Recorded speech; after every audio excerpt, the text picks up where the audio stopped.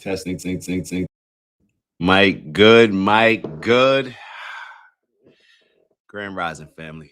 Grand Rising family. I hope all is well. I hope you're having an amazing week. We got a lot to talk about. Obviously, as you can see, the title of the show, the thumbnail of the show, we're going to talk about the Carmelo Anthony verdict, situation, trial, get some people's opinions on it, and of course, give y'all my views, opinions on it, hopefully looking from the outside and calling out everything, and how this is just another example of how divided our country is, how divided our world is, and how we continue to allow ourselves to be divided on the simplest, dumbest things that are outside of our control. And that if we keep going in this direction, if we keep continuing this cycle of allowing ourselves to be divided like this, we're never going to get to that goal that we always talk about as far as greater peace, but we're never going to move forward in maybe a lot of regards. So that's what we're going to touch on today. And then we'll finish off with a lesson that I got from, shout out to my guy, David Bayer, on how we have to make decisions, right? So we're going to finish off with a concept of making decisions to be great, making decisions to do great things. When we are in these positions, or different people that we may have looked at that have been able to accomplish great things, most of the times they're making the decision. They are making the decision to be great. They're making the decisions to accomplish something great, maybe that nobody has ever accomplished before they even know how. Right. And that's just another testament of something that we always talk about as far as how we can program our subconscious to then dictate our actions and then to create deliberately the reality that we desire. So, as always, as you're joining, please make sure that you like. That's going to boost the algorithm, get as many dope people in the building as possible. But we'll start off with some quotes. You know, we always start off with some quotes from our big bros and sometimes our big sisters as well. But our big bros, shout out to Big Bro Finn in the building. Follow reason wherever it leads. Accept what you cannot change and change what you can. The Honorable Marcus Aurelius. And of course, you know, Big Bro Finn is always hitting us with something that aligns with what we're getting ready to talk about. But following reason. What do I hear when I hear following reason? Being more logical, being more understanding rather than being emotional. And that's going to directly impact maybe how we view the Carmelo Anthony situation. Our biases come into play, our emotions come into play. These people that, and we're going to show you in a few different videos, the people that are giving us information on Carmelo Anthony. Just think about it from that standpoint. Who's giving us our information? Hold up. Have y'all ever thought about that? That in most situations, we can all at different times maybe point out how, the news is lying, these reporters are lying, these journalists, they're lying. But then when we ask ourselves, where do we get our information that shapes our perspective, usually dictated by how we emotionally react to something that they're trying to emotionally bait us with? Where do we get the information from? It's these same sources. It's these same exact sources that we acknowledge lie in other areas, right? But not this situation. So we have to understand that these people are dictating how we view the world. They're dictating our perspective, the lens that we see things happen through. And they're doing it for a particular reason. Nothing that we consume on TV. Let me rephrase that. Everything that we consume on TV or on social media, it's selling us something. Whether it's your lying homeboy trying to act like they made it and they're rich, or whether it's the news, whether it's these pharmaceutical commercials, whether it's Venus or Serena Williams, I should say, on one of these GL1 or whatever they're called, fat loss drugs or whatever, Ozempic type of drugs. It's all trying to sell you something, not inform you. They're presenting information. They're presenting their sales pitch in the form of information, but they're trying to sway us one way or another. That's why when you watch Fox News, you'll get a totally different story than if you watch MS Now. And the people typically who watch MS Now, they probably think that MS Now, they may lie sometimes, but typically they're closer to the truth than the other side. And the people that watch Fox, they think the same thing. So where does that lead us? At polarizing different ends of the spectrum, so we can never come together and have some type of common sense, understanding, decency, empathy, sympathy for situations like this. So that way we can figure out a way to move forward rather than backward, which is where a lot of these situations, like the Carmelo situation, lead us, in my opinion. All right. All that from one quote, Finn. People don't want to hear the truth because they don't want their illusions destroyed. Frederick Nietzsche. Nishu. I appreciate you giving the pronunciation. Friedrich, first off. Friedrich Nietzsche. Appreciate that, big bro. Who we got else in the building? We got Phyllis. What's up, Phyllis? Hope all is well, Phyllis. Good morning, everyone. Hope everyone is doing really well. Hopefully you are as well. Hopefully the family's good. Everybody's good. Shout out to Bubbles in the building. Morning, everyone. Wish I had a wise quote. Glad you're all here. Blessings. Well, we appreciate the blessings nonetheless. So shout out to Big Bro Steve in the building. Any person capable of angering you becomes your master. He can anger you only when you permit yourself to be disturbed by him. Let's say that one more time. Any person capable of angering you becomes your master. He can anger you only when you permit yourself to be disturbed by him. Epictowns. I need the pronunciation, big bro. Epictowns, or is that Epicteens? Or I'm assuming that that's supposed to be an L. Epictown. I do not know how to pronounce that one. I'm just gonna come straight out and acknowledge that fault. Shout out to Alex in the building. What's up, Alex? Hopefully everything is well. Grand Rising. What's up, Dad? All right, Shy Boogie in the building. What's up, Shy? Hope all is well. Hold up, we got another one from Big Bro Finn. Everything we hear is an opinion, not a fact. Everything we see is a perspective, not the truth. That's a fact. That right there is a fact. Definitely the honorable. Don't call it programming for no reason. That's a fact. These TV shows, it's all programming. Shout out to Samira in the building. What's up, Samira? All right, so this is what we're gonna do. And that was a weak hi to Samira. What's up, Samira? Hopefully all is well. I know everything is well. Always sending some good energy your way. All right, so now we can move on. Mama Lay.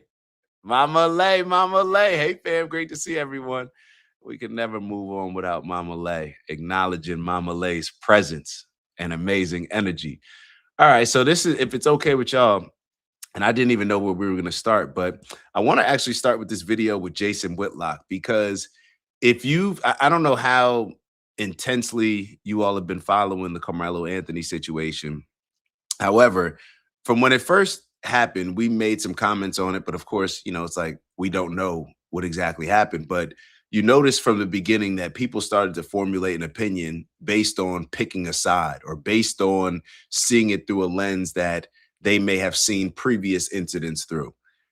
This is what happens when a police officer or somebody kills somebody else. The only time we really actually pay attention to it is if it's a black on white crime or Spanish on black, or something. It's just like in boxing. How we always talk about, well, it's maybe we don't always talk about it, but I think we've mentioned it before, but a lot of the boxers talk about it, how it's hard to match up maybe black versus black, but it's easy to play the black guy versus the white guy, or the black guy versus the Mexican guy. You can sell more tickets to the fights, have more people watching, because you can play up on the race card. They did this with Conor McGregor and Floyd Mayweather. They've done it across the board in a lot of these fights. Floyd versus De La Hoya. A lot of these big fights, they don't typically seem to be, or typically they're not the black on black. You know what I mean? So it's the same thing with these situations. This is what we pay attention to. This is what people allow themselves to judge the thermometer of where society is right now. This is where people, get fueled with all of the things that, let's say, like a Jasmine Crockett or a D.L. Hughley or even a Will Kane, who's on Fox News, who we're getting ready to check out. This is what they want to fuel. This is the lowest vibration and perhaps the least amount of work that these powers that be control us with. Simply race, something that is outside of all of our control. Something that is outside of all our control. We allow ourselves to be controlled, and that is the easiest way for us to be manipulated, pushed one way or another, or to shape our view on a particular subject, topic. And this just goes back to the polarity. We allow ourselves to get pushed to one end of the spectrum to see things either I'm seeing it from over here or I'm seeing it from over here. So when you have black versus white, what do you think is going to happen? It doesn't matter victim versus who's on the defense, or who's on the prosecution side, who's on the victim side, or who's on the defense side. It doesn't matter. We don't typically look at situations like that. We just shape our views. Well, which person's the black person, which person's the white person, and then we'll determine our narrative, determine what we're rooting for like a fan based on that. And it's no different in this situation. The majority of people, black people, when it came to the Carmelo Anthony situation, were looking at it from a standpoint where it's like, well, this is self-defense. And what's so crazy about situations like this, what ends up happening is people get so emotionally involved in the race baiting, the race aspect of it, is that we rarely even acknowledge our emotions over the fact that, yo, a kid died. A kid was stabbed in the heart at a track meet. How did we get to this point? Like, we don't take a step back and look at, yo, what type of society have we created where we have kids in 2024, 2025, 2026 going to a track meet and feeling that their lives are at risk, or whatever it is that you determine in your mind, feeling that they need to resolve problems by stabbing people in the heart? How do we get to that point where we're sending our kids to a track meet and somebody dies? Even from that standpoint. But we're not looking at it like that. We just look at it as we're picking a side. We're just going to become a fanatic of one side of the fence or another. So when we do that, I said how most black people were looking at it. A lot of white people, I guess you say most white people were looking at it from a standpoint of, they started to feed you the narratives or remind you of what happened on the train with the black guy that killed the Ukrainian woman. They start to feed you these narratives to push you in a position to say that kid needs to be tried as an adult. They need to get the death penalty. They need to serve life in prison. It's not self-defense. It's not this. But then when it's flipped in a different situation, let's say George Zimmerman or Trayvon Martin, oh, that's stand your ground. That's self-defense. We don't, and what we end up doing is we relate every single case to, just like I just did, an example of it, we relate this case to every other case, to Kyle Rittenhouse, to what happened with Tamir Rice, to what happened in this situation. So we start relating cases that don't necessarily directly align, but we'll do that in order to justify whatever narrative it is that we want to push and want to feel better about. So all it does is put us in a position where we end up hating each other more and more. We end up going back and forth with the race stuff again, and we're never going to move forward. And once again, it's just an example of the polarity. All right, so let me take a look at this. Let's take a look at this video from Will Kane. This is something that Jason Whitlock was actually calling out conservative media. I'm showing y'all this part of the video. He actually said, I respect Will Kane a lot, like him as a guy, but he got caught up in the race baiting in this situation, and he's part of the problem. So let's take a look at this. And this is something that Fox News was reporting. We're just going to go through it. Feel free to leave any comment. It's exactly what Bruce said. Race sells. Across the board, race sells. And I think we have to take accountability and understanding that it does, because it's almost like, and this is where, when I'm talking to y'all, it's always a bit different than maybe what the rest of society, like where we are, because I think we've created a space here where we could just have logical conversations and just understand that race sells. But to the majority of us in the country, in the world, we may understand that race sells, but we don't realize that we're the actual ones buying it, and how we continue to buy into it and continue to be a part of the problem. So like Big Bro said, demographics and marketing go hand in hand. Yeah. All right, so let's let's and this is bias across the board. I see Phyllis wrote, I root for whomever I felt was the underdog. Now the victim is the villain, aggressor is the victim. We typically root for the people that we find relatability with, right? Who we can identify with. The problem is that we've created this world, and maybe it's just the easiest way, the most simple way of relating to somebody and viewing yourself with somebody just based on skin color. And obviously, when you're around certain people, especially this is why it's important to be around different types of people, because you realize that that is the least thing that we should be judging people on based on who we relate to. But we've allowed ourselves in a lot of ways to be shaped and molded by who we identify with. Case in point with why they market certain things to us. Why does every Black kid in America want to become an NBA player or an NFL player? Because they do a tremendous job of marketing and making those people very relatable, very relatable to young Black kids. So therefore, they get pushed in that direction. Why are certain things in the Asian community? Why do they do? Because their parents maybe in the culture does a great job of pushing certain aspects of those things. So it's culture, it's color, but if we can kind of get away from a lot of these things, and the only way that we will get away from these things is if we're around each other. I truly believe that, because then you can't get fooled by a certain narrative.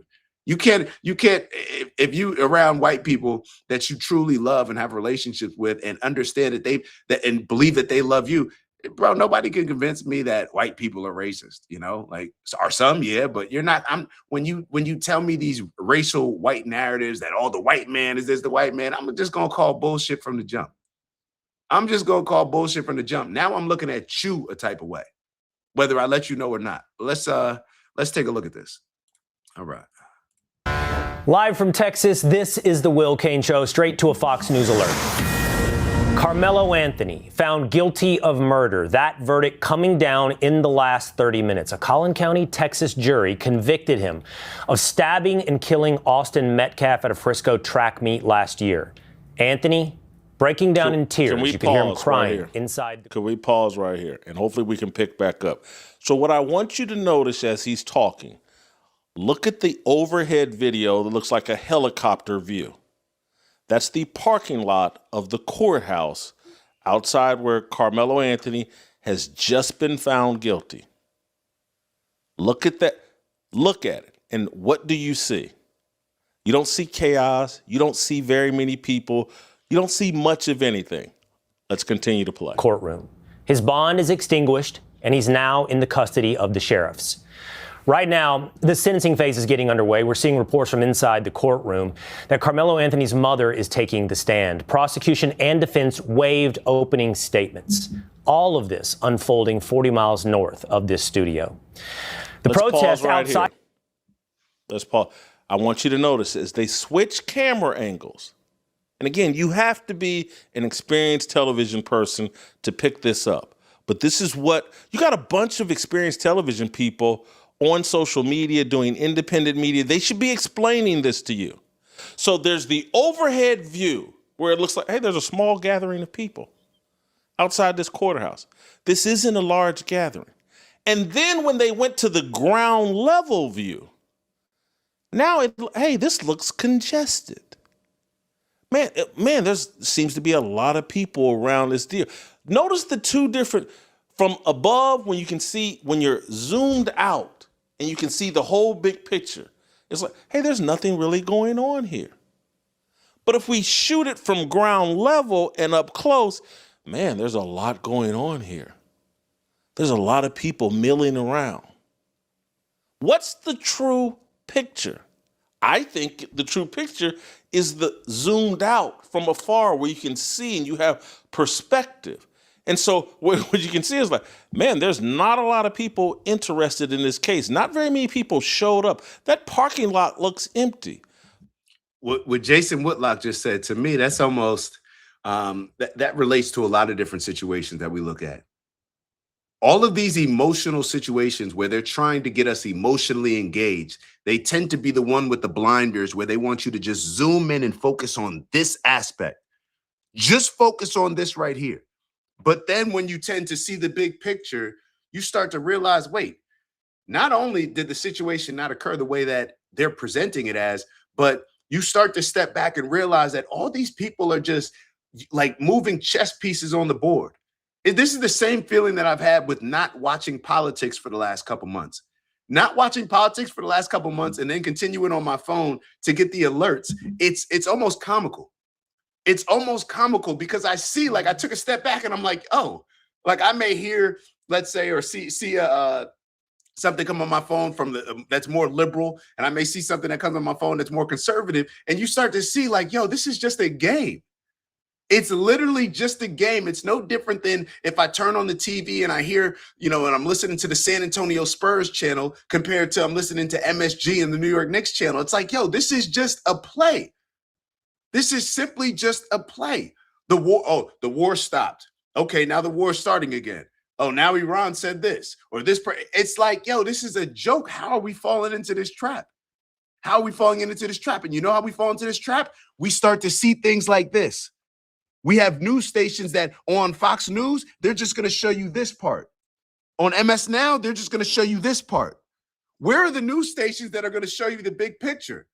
And you want to know where they are? They're nowhere to be found. Why? Because people will not watch them because they're not exciting. We just saw Zylo write a comment earlier, which is like people get a thrill out of these things. People get a thrill out of seeing things like this. If you're a Democrat, if you're a liberal, you get a thrill out of seeing MS Now and seeing it like this. If you're a conservative, if you're a Republican, you get a thrill out of seeing Fox News like this.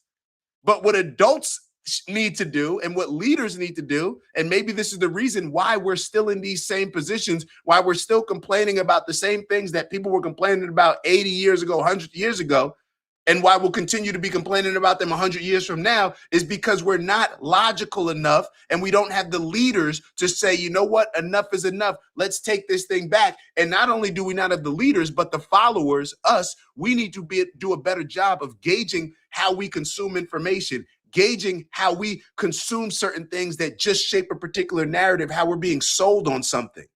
And instead of being like this, because this is what we do as children, right? But then, and adults are supposed to be able to see the big picture. We do not see the big picture in these things. Let's keep going. But hey, let's give everybody a different camera angle and let's make it look congested. Let's continue with the clip. Can we go back to Will Kane? We're doing too much. We freelance what we're showing. At the courthouse, intensifying. They were yelling, "Free Carmelo," members of the new Black Panther Party holding signs reading, "Self-defense is not a crime." Fox News correspondent Brooke Taylor joins us now live outside the courthouse. Brooke? Hi, Will. I just want to let you know, if you see me on my phone right now, I just got some notes from our local reporter who is inside the courtroom. So when that guilty verdict was read, I'm told that Carmelo Anthony was crying. He was shaking. His defense attorney kept his arm around his shoulders the entire time. And also I'm told that Austin Metcalf's twin brother, Hunter, this was the first time he was inside the court. And I don't want to do too much here because Jason Whitlock is going to touch on this as well. But matter of fact, it ain't. Thank you, Jason Whitlock, for the clip. But yeah, this is us. What is this? What is this black man doing? I was going to use a different word. Matter of fact, this is the difference between a nigga and a black person. This is coon, nigga, chimp behavior. What are you doing? This is the type of goofy stuff that allows these type of situations to become things that they're not. This is the type of behavior that continues. Do you think, if you just had to take a step back and say, do you think that this type of behavior is helping race relations or hindering it? And why this white man in this United States of America shirt, like, why are you even engaging in this type of stuff? Like, why are both people here?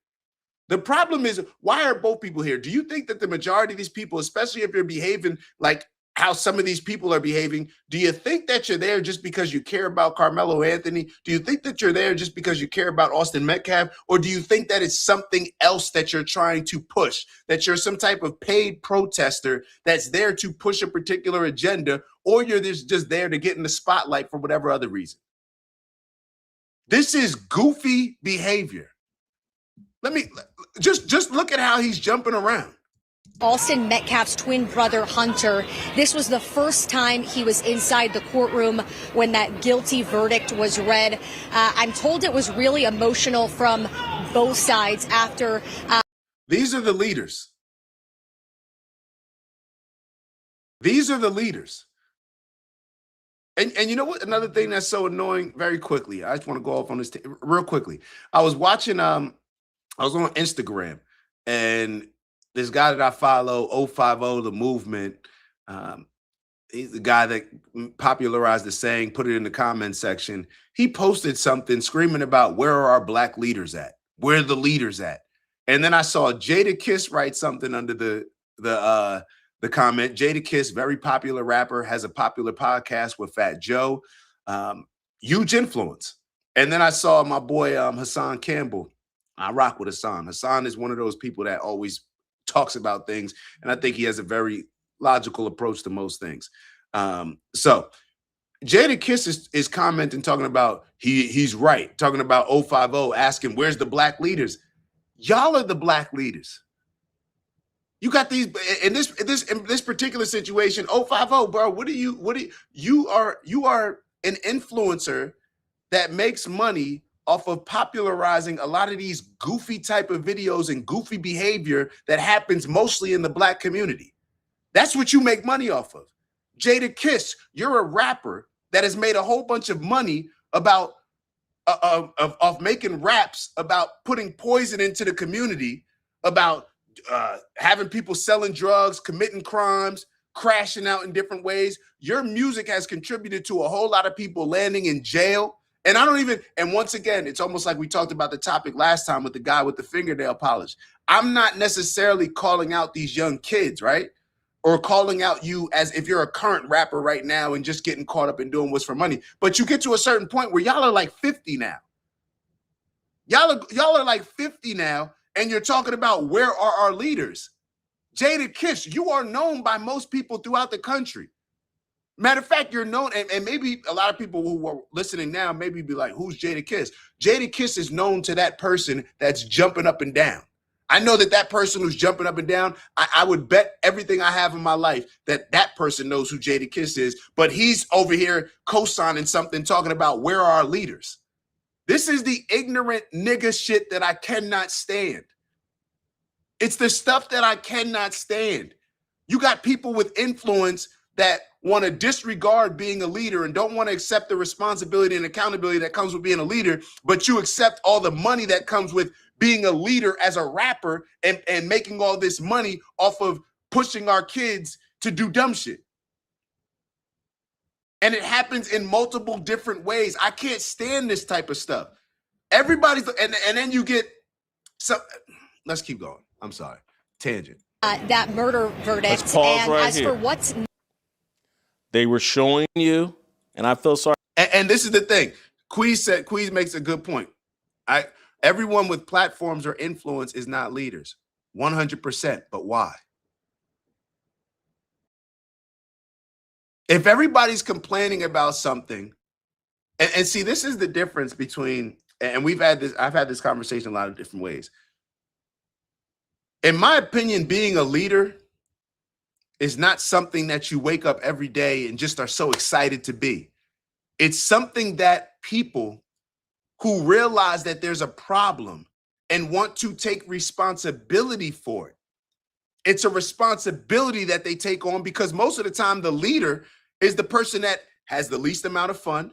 I guarantee you take somebody like Tom Brady. I guarantee you that Tom Brady, the leader of the New England Patriots, perhaps one of the best leaders in team sports ever, had a lot less fun than some of those other players on the team that maybe were on practice squad, or maybe they played a lot, but they weren't considered the leaders. And if they're not leaders, then why do we as grownups still support these goofy type of people that have these influences, have these platforms, but then do not want to turn that over into a leadership position? Why are we still supporting 50-year-olds that have huge influences but don't want to be leaders? Don't want the responsibility and accountability of being a leader? That's somebody that I don't need to follow. That's somebody that I don't need to support. But we look at it the other way. Most of the people we support, it's just insane. But you're absolutely right, Queez. Everyone with a platform or influence is not a leader. But you know what?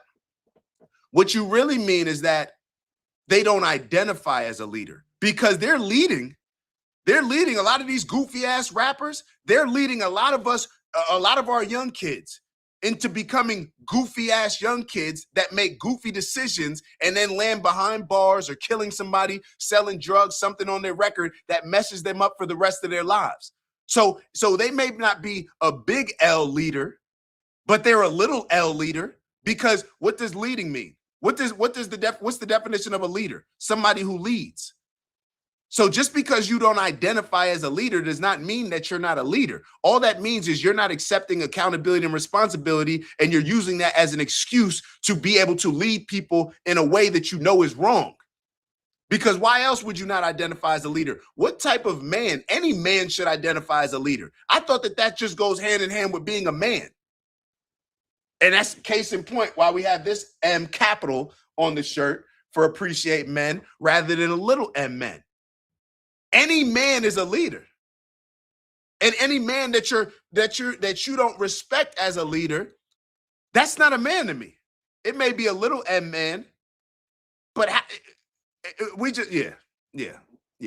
Let me keep going. For those of you that can't watch the video and you're just listening, but Brooke Taylor's talking, she's describing the scene, and then over her shoulder, they're showing you video of a guy jumping up and down and dancing in front of a white man's face. And that like, it's like, what is he doing? And again, it's the truth. If you ever wanted to see a chimp out video, this is it. He's chimping out. He's jumping up and down like a trained animal, trying to trigger a white man. And this is his job. He's been paid to show up and to chimp out so that people can gather content. So hold up. I got to ask y'all this. You know what's so bad? This is on us.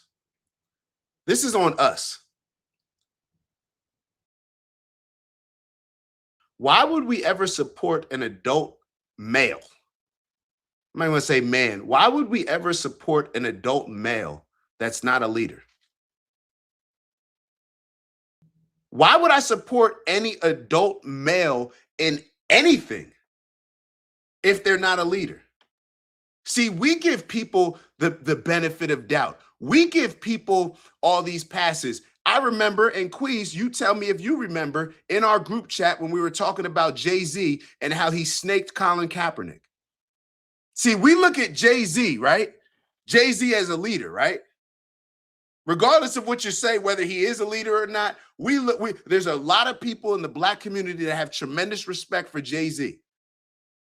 Jay-Z is the same person that tried to wake us up on that 444 album with the horrors and the negative impact of gentrification, but then he allows himself to be used as blackface for the biggest gentrification project and perhaps in New York City in the last, 15, 20 years, or at least in Brooklyn with doing the Barclays Center. He allows himself, these white people, right? These white people, they put Jay-Z as the face of the Barclays Center, knowing that they were going to have to destroy a whole lot of homes that belong to Black people. And in order to get Black people in the city on board, what did they do? They put Jay-Z up there. And Queez just wrote, Jay-Z is all about money. The problem ain't Jay-Z. The problem is us in our group chat, right? In our group chat, what was everybody saying? When I was calling out Jay-Z, everybody else was saying, let's give him the benefit of doubt. Why are we giving him the benefit of doubt? Because a lot of people in that group chat were fans of Jay-Z. So it's not about Jay-Z, it's how we look at these people. We don't even hold ourselves accountable to when it comes to why am I liking and supporting this person if they're not leading? They have too big of an influence for me to support them if they're not leaders. We don't look at it like that. So whether it's Jay-Z snaking people in Brooklyn or Jay-Z snaking Colin Kaepernick, telling people, telling artists or Jermaine Dupri, yo, nah, we not watching the Super Bowl. We boycotting the NFL until they offer him a job. And then he says, yeah, we're beyond kneeling. Why do we continue to support that? I don't care if Jay-Z accepts being a leader or not. Why do we continue supporting somebody with that tremendous influence who has made money off of poisoning our community, right? We hold Joe Biden more accountable than Jay-Z. I've talked about plenty of times how Joe Biden's crime bill is responsible for ruining a lot of black families. But do we hold Jay-Z accountable? Because when it comes to Joe Biden, see, I think he owes the black community something based on some of the things that he did in the past.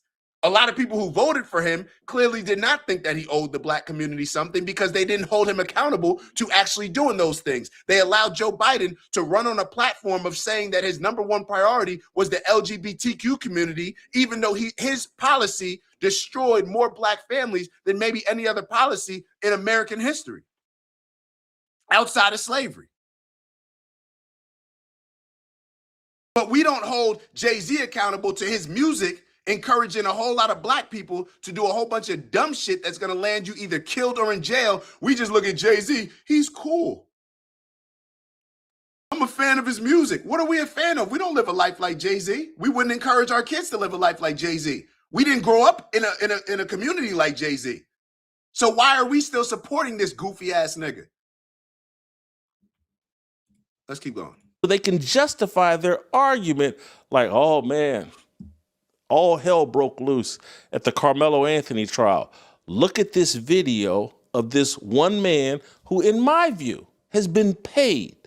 Hey, we need you to show up at the Carmelo Anthony video and chimp out and give us some video content so we can show everybody just how crazy it was at the Carmelo Anthony trial. All right, let's pick back up and play the Will King. Next, Will, now it's the sentencing phase. He is charged with murder, so he could face up to life in. There is nobody there. Like, there's nobody there.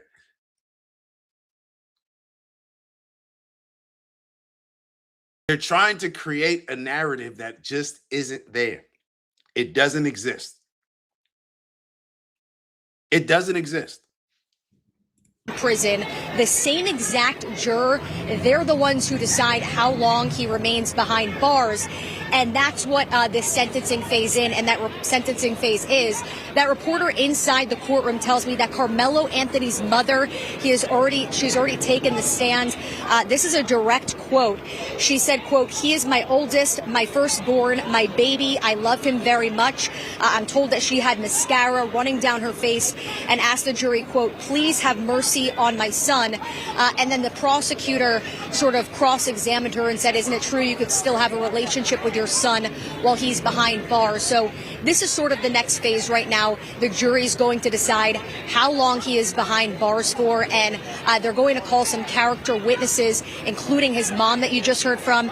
And I'll step out of the way. I mean, outside the courtroom, we've been expecting this, Will, but about 100 Carmelo Anthony protesters, it erupted out here. At least one person was detained after they read that guilty verdict. And as you can see, it is all hands on deck when it comes to the sheriff's office. They prepared for this. There's been barriers out here. Let's pause right here. If you're watching, you can see nothing's happening. And she just said, oh, when that verdict was read, 100 protesters erupted. Well, show me that video. They're not showing me that video. She's exaggerating. She's creating the impression and framing things up for you. And so while she's telling you and describing to you things that she can't prove, they're showing you video that makes you, hey, just take her word for it. Now imagine, put yourselves in the shoes of a Fox viewer. Put yourselves in the shoes of somebody that watches Fox News every single day. Put yourself in the shoes of that conservative person that watches Fox News every day, maybe what type of people they surround themselves with, and what do you think they're thinking in their mind? What is the picture that they're painting in their mind when she's just lying? If you had video of it, you would show it. If you had video of them erupting, you would show it. The problem is the video doesn't support at the energy that you're trying to claim of erupting. So therefore, it's like, well, if we just say it, we do a good job of programming people that watch Fox News every single day. When they say erupting, well, what are they thinking? They're going to think back to every other circumstance that there's been a BLM rally or this happening when they were destroying the cities at different locations. When that's what people are going to think in their mind. It's happening to both sides. Both sides are being pushed. If you love the Democratic Party, you're the problem. If you love the Republican Party, you're the problem. The people in the middle who can simply call out the BS, regardless of who you voted for, the people who can just call out the BS and say like, yo, this is ridiculous. They are literally playing us against each other. They are playing us against each other. No different than when we talk about the boxing fight, the boxers. The boxers are going to talk like, yo, what's okay for us to do? Yo, let's really try to sell this fight. So when we sell this fight, and then afterwards, they shaking hands, dapping up while everybody else is hating each other. 100 protesters out here, and they all erupted in rage. Well, where's the proof? Just play the clip of the 100 people erupt. You've been filming everything. Continue with the clip. A tight. And to Finn's point and to Mama Lay's point, Mama Lay wrote, I don't recall how things escalated to death. I feel for both mothers. That's the thing. Nobody knows how this escalated. We haven't seen the video, and we're getting different narratives from everybody. I feel terrible for both the Metcalf family and the Anthony family. Like, what's wrong with saying that? What's wrong with acknowledging that? Why do we have to pick a side when we had two young kids whose lives are forever changed and their families are forever changed at a track meet? Why can't we start with that? Why does everything have to be an approach where we're starting from polarizing sides? And not only are we not coming together to the middle, but it's like we're getting more and more extreme in how we look at these situations. And what it comes back to at the center of it is because, Mama Lay, to your point, see, this is where the truth is. But when you get extreme emotionally, nobody cares. You'll just go with whatever narrative. I heard people saying that Carmelo Anthony was getting jumped by 4 people. But then when I heard the interview that we're going to watch with his parents, they never said that. And the interviewer was asking what escalated the situation. They never said that he was jumped by 4 people. But in my mind, it's like, yo, nah, they said that he was getting jumped. And why are they saying that? Because it makes it seem as if, okay, if he's getting jumped by 4 people, then we put ourselves in that position. Well, if I'm getting jumped by 4 people, then I may have a legit fear for my life. And if I have a legit fear for my life, then maybe it won't be considered murder. Maybe it'll be manslaughter or a lesser charge.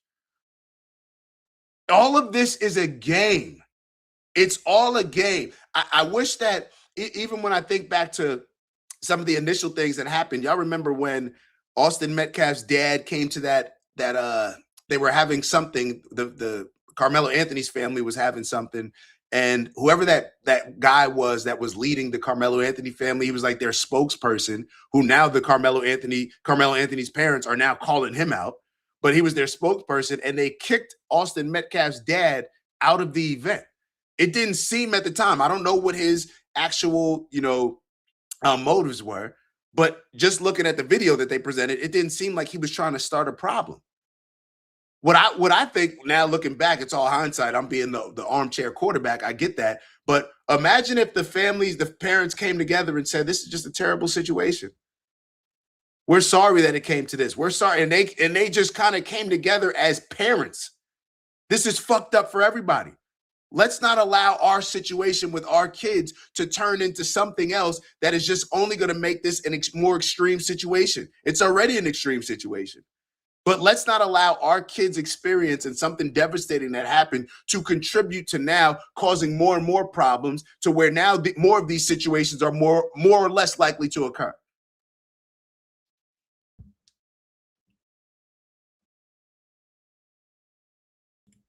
Their son made a mistake. Samir said their son made a mistake, a huge mistake. He killed someone. Stop acting like his family wanted him to do this. Yeah, I just based on the information that I know thus far, Carmelo Anthony made a mistake. Austin Metcalf made a mistake based on Austin Metcalf put his hands on Carmelo Anthony. Carmelo Anthony made a bigger mistake, which was sticking a knife in Austin Metcalf's heart, in his chest. That's a bigger mistake. What's wrong with being able to acknowledge that? Yes, Austin Metcalf shouldn't have put hands on Carmelo Anthony. Okay, does that justify Carmelo Anthony taking a knife and sticking it in his chest? Put yourself in that situation, maybe. Because it's easy to say, well, you shouldn't put, I've seen a lot of people saying, don't put your hands on people. When you put your hands on somebody, you can't determine the reaction that those people are going to get in return. You're absolutely right. But it shouldn't justify it. If I put my hands on somebody, I don't know what their reaction is. I don't know what it's going to be. And I don't justify what their reaction is going to be. However, that doesn't mean that they should be allowed to retaliate in any way. That means that if you fight somebody and they hit you first, and let's say that you can rationalize, oh, I fear for my life.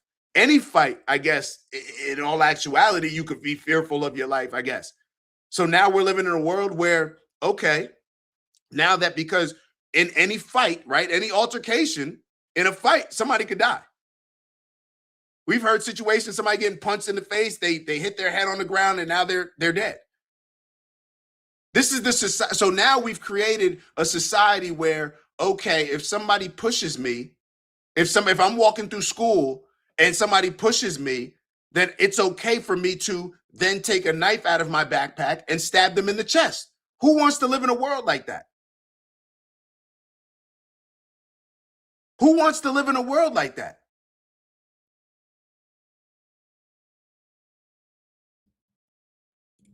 Security the last few days. All right, Brooke, thank you for that report. Let me just stay with you for one more moment, Brooke, because you're on the scene. We're seeing live pictures from outside the courthouse. And if you are talking to me, I cannot hear you, Will. Okay, See Brooke. if I could put this on speaker. That's all right. Brooke Taylor is having trouble with audio. We can see the live pictures there outside the courthouse. Let's stop right here for a second. They just showed some overweight black woman yelling and screaming in front of a small smattering of black people.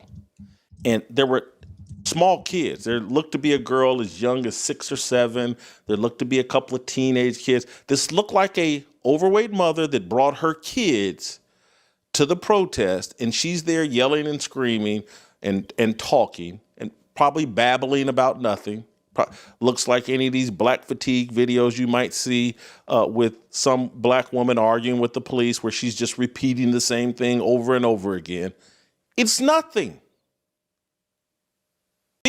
These are content creators that I believe were given $100, $200. And I saw Timbuktu write something. Hold on. And I agree, Queez. Self-defense legally is too vague. Hold on, but I think it's a stand your ground state. See, this is what a lot of people, myself included, because I just had to look it up.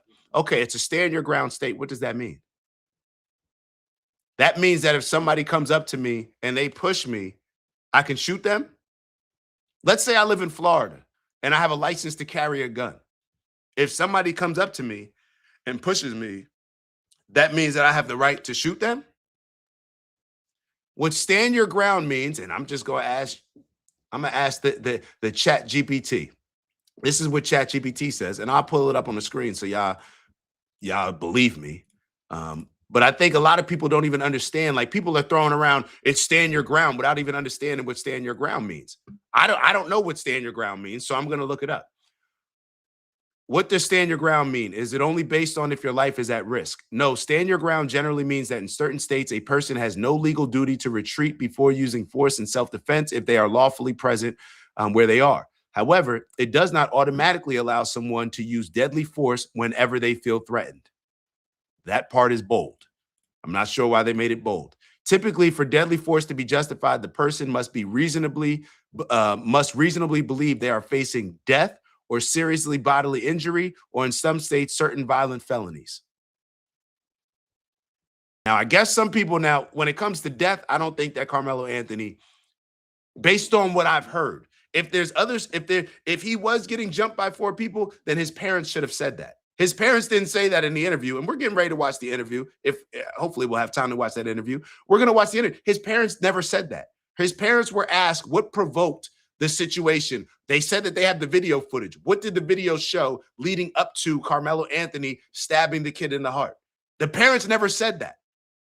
So therefore, when it comes to the death part, I don't think that, obviously, he was fearing his life. Now, if you want to say serious bodily injury, do we want to take it there? And what I think is happening is that, let me be clear. I think what's happening is that a lot of people in other situations, let's say like a George Zimmerman. See, when we see other situations, because I'm not going to sit here and act as if we haven't seen other situations where you can clearly, it seems like the race dynamics are benefiting somebody who uses a stand your ground defense or a self-defense defense. George Zimmerman, to me, that was ridiculous. To me, it was ridiculous. I haven't looked at that situation in a very long time. I do not think that George Zimmerman should have been let off by using stand your ground based on him being the aggressor and based on, I don't think that he was fearing for his life. And if he was, it's because his dumbass pulled out a gun for a little kid that had nothing to me was not threatening. So there's 2 different sides of this argument, and where Tim Buck may be on, I don't know, Tim Buck, you could write it in the comments. What a lot of people are feeling is that based on what happened with George Zimmerman, if that's self-defense, and if that is in a stand your ground state, which Florida is, then if that's stand your ground, then we can rationalize this being stand your ground. I understand people calling that out. I just don't think that either one of them are stand your ground. So my mindset is not what maybe a lot of people's mindset may be is, yo, I'm so pissed off that George Zimmerman got off. Okay, now when the shoe's on the other foot, we need Carmelo Anthony to get off. My mindset is, nah, we need to be clearer, like Quee said, on what's self-defense and stand your ground. George Zimmerman, that was not stand your ground. You need to be locked up. And Carmelo Anthony, this was not stand your ground. And maybe Carmelo Anthony, in his mind, if George Zimmerman didn't get off in those previous situations or other people getting off, maybe because of certain aspects of race, and everybody has bias. So all these jurors, we're not going to sit here and act like they don't have bias. Everybody has bias. Look at the world that we're living in. We live in some of the most polarizing times now more than ever. So the likelihood, especially you got an all-white jury, like we can call out everything. We can call out every aspect of this. They are more likely to have a bias against Carmelo Anthony. It just is what it is. So when you have a George Zimmerman and Carmelo Anthony's growing up, seeing George Zimmerman, oh, that was self-defense. That was stand your ground. Now we got Carmelo Anthony in a situation, and now what? They're calling it the right way here? Because a lot of people may not think that, like they may accept that, oh yeah, Carmelo Anthony, this may have been suitable. This may have been right, but the problem is y'all didn't have that right energy when it came to George Zimmerman and a lot of these other situations. So I understand that. I understand that. If we start comparing these cases to different cases, cool. But in this particular situation, just looking at this, I do not think Carmelo Anthony is justified in having a fear for death. Now, based on this law, what we're reading right here, seriously bodily injury, perhaps. See, what I don't like the law. I don't like the law. So therefore, all of these policymakers like a Jasmine Crockett, we may be able to hear some of her responses. Change the law. Figure out a way to adjust the law. Change the law. Figure out a way to do that. Don't just wait for a situation where somebody, oh, now we can use this situation. If you don't like the law, change it. I think that it's too vague, just like Quee said. Serious bodily injury, what does that even mean? I guarantee you that any kid, matter of fact, let's just be real about this stuff. There's a lot of kids that are going to school right now. There's a lot of kids that are in school right now that will be bullied and be pushed in the hallway by somebody bigger than them, and they legitimately fear that there's going to be bodily injury happening to them just based on a bigger kid in school pushing them. It could be in middle school, it could be in elementary school, it could be in high school. Based on this law, are they justified to take out a knife and stab somebody? If the knife is legal. Now, a lot of people were saying that the knife wasn't legal. A lot of people were saying that it was a Swiss Army knife, so technically it is legal. So let's say that you have a Swiss Army knife. Now, most knives aren't allowed in school, I don't think, even if it's a Swiss Army knife. But let's say that you have something that is legal for you to carry. Is it then justified for that kid who may fear bodily injury to now go kill that other kid just because they pushed them? It's the world that we're living in that is the problem, in my opinion.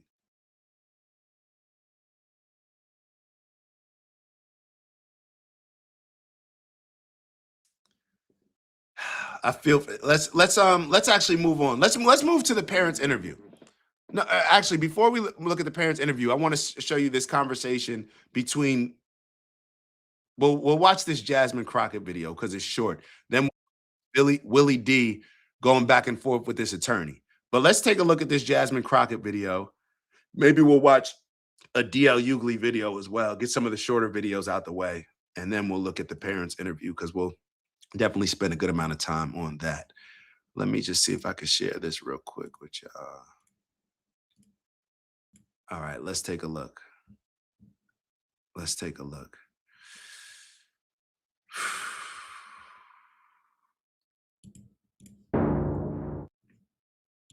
You might have seen that Carmelo Anthony was sentenced to 35 years. I want to get your reaction to the trial and the verdict. My heart breaks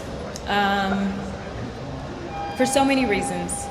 And so I was just speaking to a student that is shadowing me who wants to be a public defender. And so it takes me back to what actually made me decide to get into this legislative work. Just to be transparent, I don't like her at all.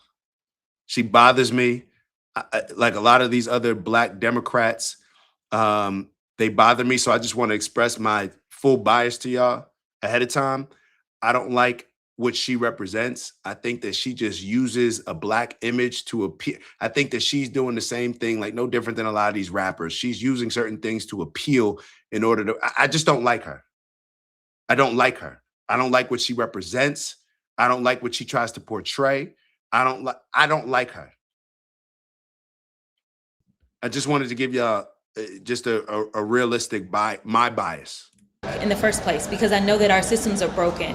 And what we saw with that verdict is the evidence of a broken system. Now listen, from everything that I understand, which I wasn't at the trial because obviously I got a day job. Let's just dissect that. I want to go back 20 seconds.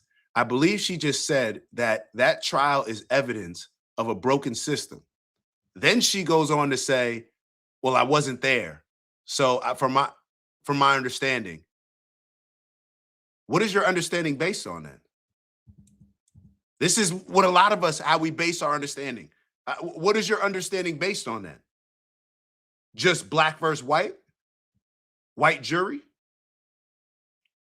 Decided to get into this legislative work in the first place because I know that our systems are broken. And what we saw with that verdict is the evidence of a broken system. Now listen, from everything that I understand, which I wasn't at the trial because obviously I got a day job, but it's my understanding that Carmelo ended up stabbing, puncturing, I don't know what this tool was that they talk about, knife, or some refer to it as a tool. Somebody just wrote, hold up, Captain, you just said they showed a picture of the knife. Can somebody look up the knife, a picture of the knife, just so we can show it, and just put the link in the chat? Because I don't know. So that's why I said what I said. I don't know. But if somebody has a picture of it, yo, let's look at the picture. Ended up hitting Austin one time, and it was about where he hit him. One time 2 inches. This wasn't someone who said, hey, let me stab you 5, 6, 7 times. And so when you're looking at the punishment range, there's a reason in Texas that it goes from 5 to 99 or life, because you are looking at how intentional, like how bad was this? 35 years for a kid who had decided to go under a tent that was not his team's tent as it was raining. So she said it's 5 to 99 to life, and he got 35. So are you saying that that's more on the lenient side? I don't know what exactly she's saying. And simply didn't want to be put out in the rain by some random kid that he didn't know who was larger than him. Listen, a lot of people don't know what it is to live as a black person in this country, but. And there we have it. And there we have it. What do y'all think it's like for Jasmine Crockett to live as a black person in this country? Queez, what's it like for you to live as a black man in this country? Mama Lay, what's it like for you to live as a black person in this country? I don't want to just base it on my experience, but what exactly is it like? I'll tell you what it's like for me to live as a black person in this country. I feel more threatened when I go to the Bronx or Newark than when I'm in Livingston or any other all-white neighborhood. Now, maybe that's different up north.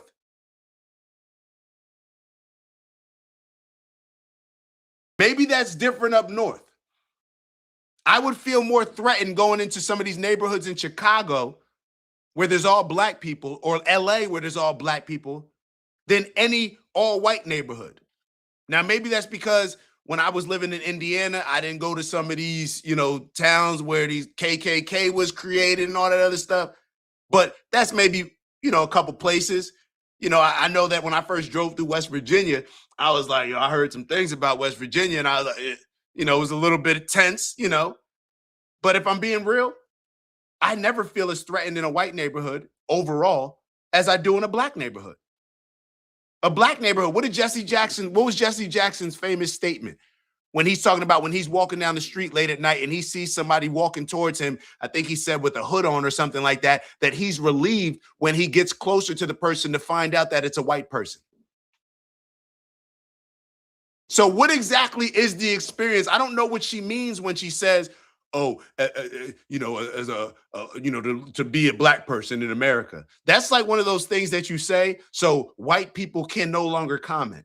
Basically saying, shut the fuck up, white person. You don't know what you're talking about. You can't relate, so therefore don't even have a comment. Anything that I say on this needs to be considered fact. You can have no opinion. That's what people mean when they say that. You don't know what it's like to be a black. Jasmine Crockett, tell us what it's like to be a black person in your life that goes to private school, that gets a tremendous education. And then after she goes to private school, after she goes to these tremendous academic institutions, then she starts to try to talk like a nigga. When she realizes, oh, I need to be more relatable to the black community. I need to be a little bit more street. I need to be all these things. Stop it. Stop it. I need to put lashes on. I need to do it. Stop it. Just like you can give the benefit out by some random kid that he didn't know who was larger than him. Listen, a lot of people don't know what it is to live as a black person in this country, but just like you can give the benefit of the doubt to so many police officers when they go out and they shoot some black unarmed person, even though they are trained, the fact that there was little to no mercy seen or humanity seen when this black boy said that I was scared, or the fact that honestly anybody else who did something with such a small object, all I know is that it wasn't considered unlawful carrying of a weapon because the blade was not long enough, that they wouldn't even say, well, maybe this was more so something that looked like manslaughter. Well, some people might say, why are you even bringing a knife like? Now we're gonna in the Willie D conversation, they bring this up where this black attorney was saying that would have been the first thing that I ask, if I'm on the jury, like, can we get a manslaughter instead of murder? But this black attorney that you'll see in the conversation with Willie D, he was saying, I don't think we can get manslaughter because I just don't believe that he was at that type of risk to where he felt that he was in that type of danger to justify the act of stabbing him in the chest with a knife. Now, Jasmine Crockett, you're in Texas. I believe that this is not too far from you. Why don't you have somebody on your team, somebody a volunteer? You were talking about how you just had somebody in your office that wants to become a private. Why don't you have somebody actually down there every day getting more information? So therefore, when you get on camera, you don't just say, "Well, this seems like it's an example of a broken justice system." Yeah, I don't know anything about it, but based on what I heard, it was just a kid that was under the tent trying not to get rained on. It's like, come on, bruh. Like that to attract me. Yeah, people may say that, but walk a day in my shoes and then respond. Because we as black folks say, why is it that people need long arm guns when we are going out and having a First Amendment protest? But people say that's their right. They are allowed to do that. And again, it wasn't against the law for him to have it. It may have been prohibited by school rules, which he wasn't at his school at the time, but it definitely was not against the law. So you think? See, this is one area which I will call out. A lot of people, all my Christians, fuck the law.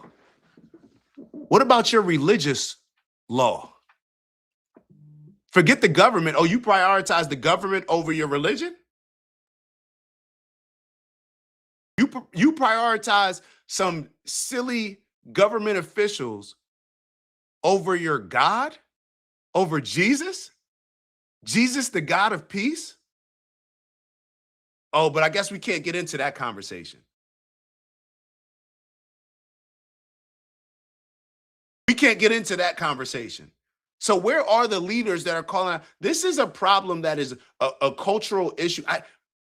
There needs to be a shift.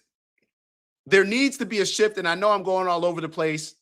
I do know that. I know I'm going all over the place, but there needs to be a shift. All of this stuff, this justified violence, it's all wrong. Look at where it leads us. Of course, every situation is going to be judged differently. And also understanding that there are that we are all biased. Going back to Queez's point, there needs to be a more straightforward definition of, going back to Tim Buck's point, which is where it says, talking about when deadly force is justified or not, serious bodily injury. Because based on that, who am I to say that Carmelo Anthony didn't feel that he was, experienced serious bodily injury? I can give you my opinion, but that's just an opinion. This is a bigger problem that all these people that claim, like the Jasmine Crockett, that they only care enough to get us emotionally engaged. So therefore we will support them on everything else that they're trying to push with their agenda. This is not about them caring about humanity. None of these people that we trust to make decisions, trust to create laws, give a damn about us. Hold on. Let me see. Mama Lay just sent me the knife. Hold on.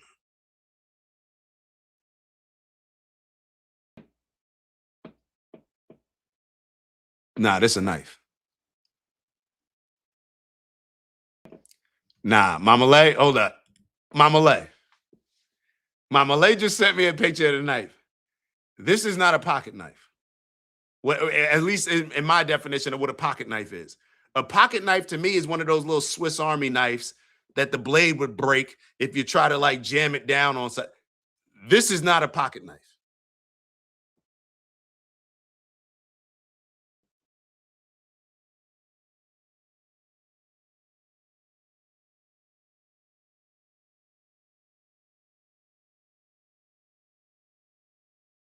I don't care whether, and that's another question. Why is this allowed in a school environment? See, these are the questions that a Jasmine Crockett, maybe if she had more information on it, would be asking. But see, Jasmine Crockett in this particular situation, she's not concerned with safety as far as it pertains to all of our children. She's just concerned about her agenda and how she needs to make sure that she has a narrative that is aligned with her Black followers, if we're just being real. Can I show y'all? Can I show the knife? Hold on. I don't think that would be an issue.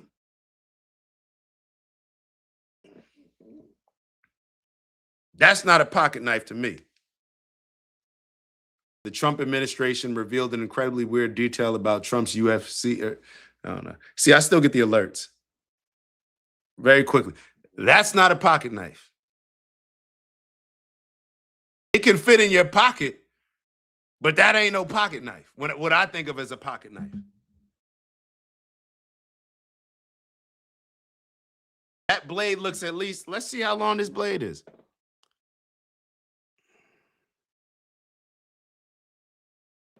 Let's see how long the blade is.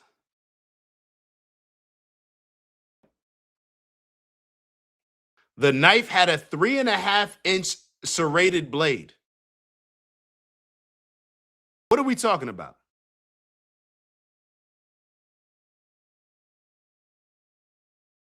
Three and a half inches serrated blade, like. Let's keep going. I think race played a role in the verdict. Oh my God. I know Collin County. So absolutely. Collin County is right north of Dallas County. And I can tell you that I have had cases that I felt like played out differently because of the counties that they were in. And unfortunately, that was not the county for a black boy. So if this were a So basically now, I guess moving forward, everything in that county is going to be race. Like, and you know why? You know why she sees this through her lens? I was talking to somebody the other day about how, I was talking to my bro Chris about how we typically project our own guilty conscience and how we view things as far as how other people view stuff. And I saw a lot of people, a lot of black people saying, white people, when it comes to these situations, they all get on the same board, same page with each other, and they support their own. So therefore, black people, we need to do the same. No. Just because I see something, I identify somebody, another group of doing something. If I believe that another group is doing something wrong, I don't look at it. I used to look at it like that. I'm telling y'all, I used to. Like, go back and look at some of my, like, I was passionately on that. Passionately on that. More than anybody that I knew, I was on that. I don't look, that's not, I don't look, I no longer see that as the right way. Matter of fact, me being so passionately on it, which was not what a lot of my other friends, let's say, were on it. They were just kind of like, see, this is why I like being passionate about certain things, because when you go 100% with something, you learn quickly about it. Like how you need to determine whether or not I like something, let's say a job or something. Let me go all in with it, and then I'll have a faster, I can recognize whether or not I like it as much. See, what ends up happening is most people are just half-assing stuff. So me being so passionately that way, and then realizing and learning certain stuff about that, it allowed me to make a decision quickly or to see things from a perspective like, oh, nah, that's only going to lead to that. And that's not the destination that I'm seeking. So now Jasmine Crockett, I guess her mindset is because, oh, yeah, well, black people need to stick together. I'm with the blackity black stuff. So therefore, these white people are with the whitey white stuff. So therefore, we need to be on this. Where does that ultimately lead us? And black people, wake up. We are a minority in this country. We were number 2, and I think now we're number 3. So do we really want to have this type of energy where it's like, well, white people going to rock with white people, so black people going to rock with black people. Now we just on this race war. We're going to lose. From a common sense standpoint, it doesn't even make sense. That's an emotional, dumb argument. We're going to lose. Stop allowing these black people to trick us into having some sort of race war mentality. We're not built for that shit. We're not built to kill. We're not built to kill anybody but ourselves, matter of fact. That's what we're trained to do. So thinking that now we're ready to go to a race war with white people, knock it off. We will get demolished. Demolished. white boy in his exact same position, you don't think he'd get a 35-year sentence? I would guarantee you it wouldn't have happened. I don't even know if he would have been convicted. Because if a white boy would have said that they were afraid of a black boy, something tells me that that jury that didn't have any black people on it, they would have believed him in his fear. She may be right about that. She might be right about that. You want to know why? Hold on, let's dissect it. The average person in America, whether you're black or white, which do you think you fear more? A young black man or a young white man? Let's just be real. We do this in other areas, right? When we're on the football field and we see a white boy at receiver or a white boy at corner, that's the thing. Man, you let this white boy burn you. So we understand that the bias happens there. So why would we not understand that the bias doesn't happen in other areas? Which do you think is seen as a more dangerous, threatening person? A young black boy or a young white boy? That's just a reality. I'm not saying it's right. I'm just acknowledging what is a fact. And a lot of the reason based on that is what we allow to shape and mold and to lead a lot of our young black kids and the influences that are at the forefront.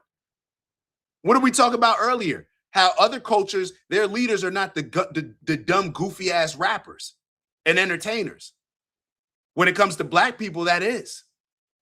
So there needs to be a lot of accountability and looking inward, whether it's white people or black people, if we truly want to solve a lot of these issues. Just my opinion. Just my opinion.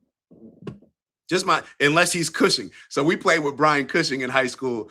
If you're a football fan and you know exactly who Brian Cushing was, that's a different type of white boy. That's a different type of white boy. I'm just saying. Captain, he's clowning. He said, come on, y'all got great hands. Great hands, right? Great hands. That's what y'all are known for. Great hands. It's to the point where when you see a white boy, even in the NFL, get off like shaking and juking, or you see a Christian McCaffrey, it's almost like you're surprised that like, yo, what do people say? Yo, he play like a, right? That's what, if we being real. I'm talking about what do black people say. Let's say, neither here nor there. All right, let's move on to this next one. I don't even know if I want to look at the DL Hughley. Let's look at this DL Hughley clip real quick. Hold on. I didn't even know if I wanted to look at that one. Let me pull up the DL Hughley. No. We'll go to this Willie D. I want to see this Willie D one. I don't want to see like. Let me just stop. Yeah, let me. All right, so check out this interview. This is Willie D.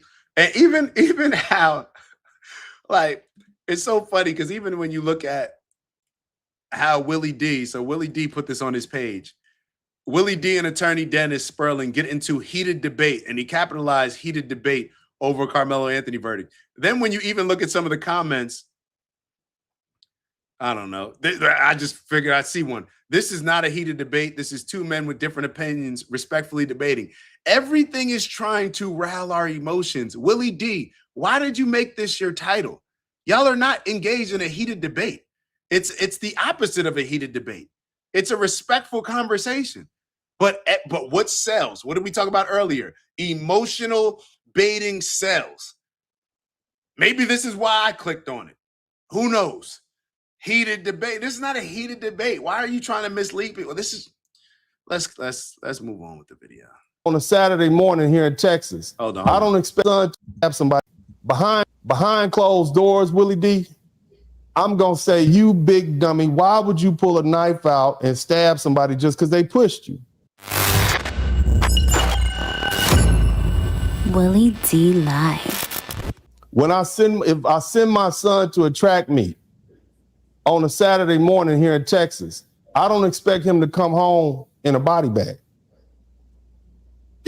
On the flip side, if I send my son to a track meet, I don't expect to get a call from the jail a couple hours after he leave home telling me he done caught a murder charge. So we have to all agree that this is extraordinary. And I don't mean that in a good sense. I mean, this is unheard of. This is not normal. You see, and now we have to sit back and try to figure out, well, what happened? Okay, and when I go back to the facts of the case, Austin didn't have a gun. Austin didn't have a knife. Carmelo wasn't being stomped out. He wasn't being beaten unconscious. Okay, this was a teenage confrontation under a tent. This is a schoolyard fight and somebody popped up dead. You see, and see, I'm from a different generation, man. You run up on me, you gonna put hands on me, I'm gonna put hands on you. But I know well enough to know that even in some of the worst situations I've been in growing up in LA, man, if I'm in a circle, I'm in a circle. I'm going to get my respect. Now, of course, you know, I'm a grown man now and I have responsibilities, but I'm not going to pull out a blade or a pistol just because I'm getting whooped on or because I'm scared. I'm going to come from the shoulders. I'm going to do what I got to do to protect myself, and I'm going to get my respect.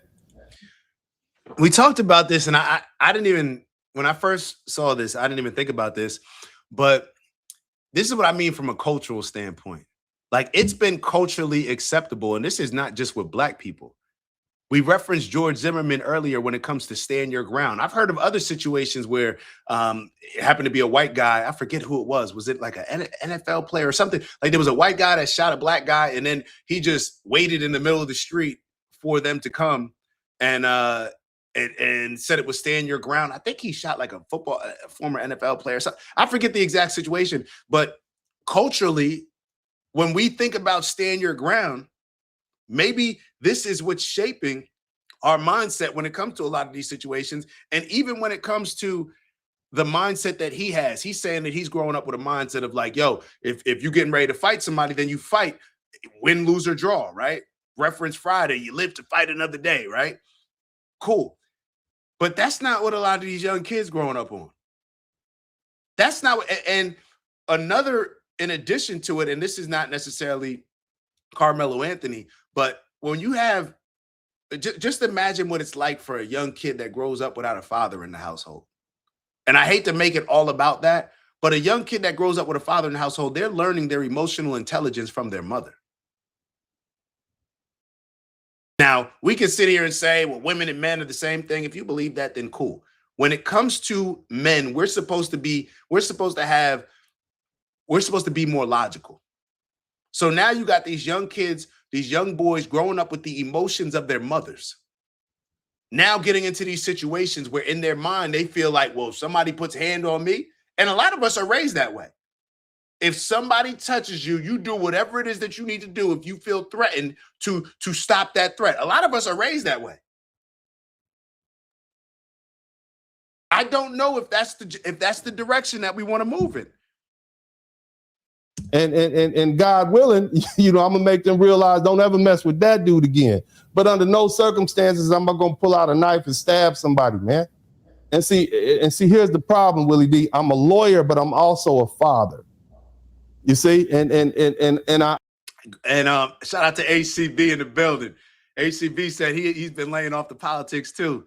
But he wrote, people are crazy. In high school, I always had 2 knives on me. Let's address the root of the issue. And what ends up happening is, HCB, you tell me, what ends up happening is maybe you grew up in a high school where you felt that you needed to have a knife on you. Now that's terrible, right? We can all acknowledge that. We shouldn't have kids that are going to school that feel that they're going to such a dangerous environment where they have to have knives on them. Now, is that the reality? I guess it is, right? But what ends up happening is now we're going to justify that or use that. And I'm not saying the HCB is doing that, but I'm saying a lot of us will look at that now, because I saw even my boy Hassan Campbell, he was like, yo, I can't say nothing about Carmelo Anthony having a knife because when I was in high school, I had a knife. Carmelo Anthony is growing up in a different neighborhood. And I believe that was one of the statements that even was said by either Austin Metcalf or his brother. I think Austin Metcalf said it like, man, you don't got nothing in that backpack. We in Frisco. I think that was what was said to insinuate that, like, bro, we're in the suburbs. Like, you ain't got nothing in that backpack. But what ends up happening is now we tend to shape the reality of the next generation based on our own experiences. And that can be a very dangerous thing where we just accept the world for what it is, maybe when we're growing up, and then we pass that on to our young kids without trying to change the root of the problem. We just pass something along because, hey, at the end of the day, we want to protect our kids and we want to make sure that we're putting them in a position where they are protected and they know how to protect themselves. This is a root issue. Kids should not have to be going to school. Just like Quee said, he got a 16-year-old. His 16-year-old should not be going to school with a knife. He shouldn't feel like he has to. That's what we're saying. And HCB said perhaps it's the adults that are making it racial. I think who else can we blame if it's not the adults? Or not even blame. Who else do we need to make a change if it's not the adults? The kids are just following along with what we rock with. I understand there's a racial dynamic associated with this. I get that part. Because see, if the situation was reversed, see, Willie D, if it was 110. Let me ask y'all this. Do you think Carmelo Anthony would be better off if he just, and I'm going to use this language for a particular reason. Hopefully y'all don't take it as just vulgarity for no reason.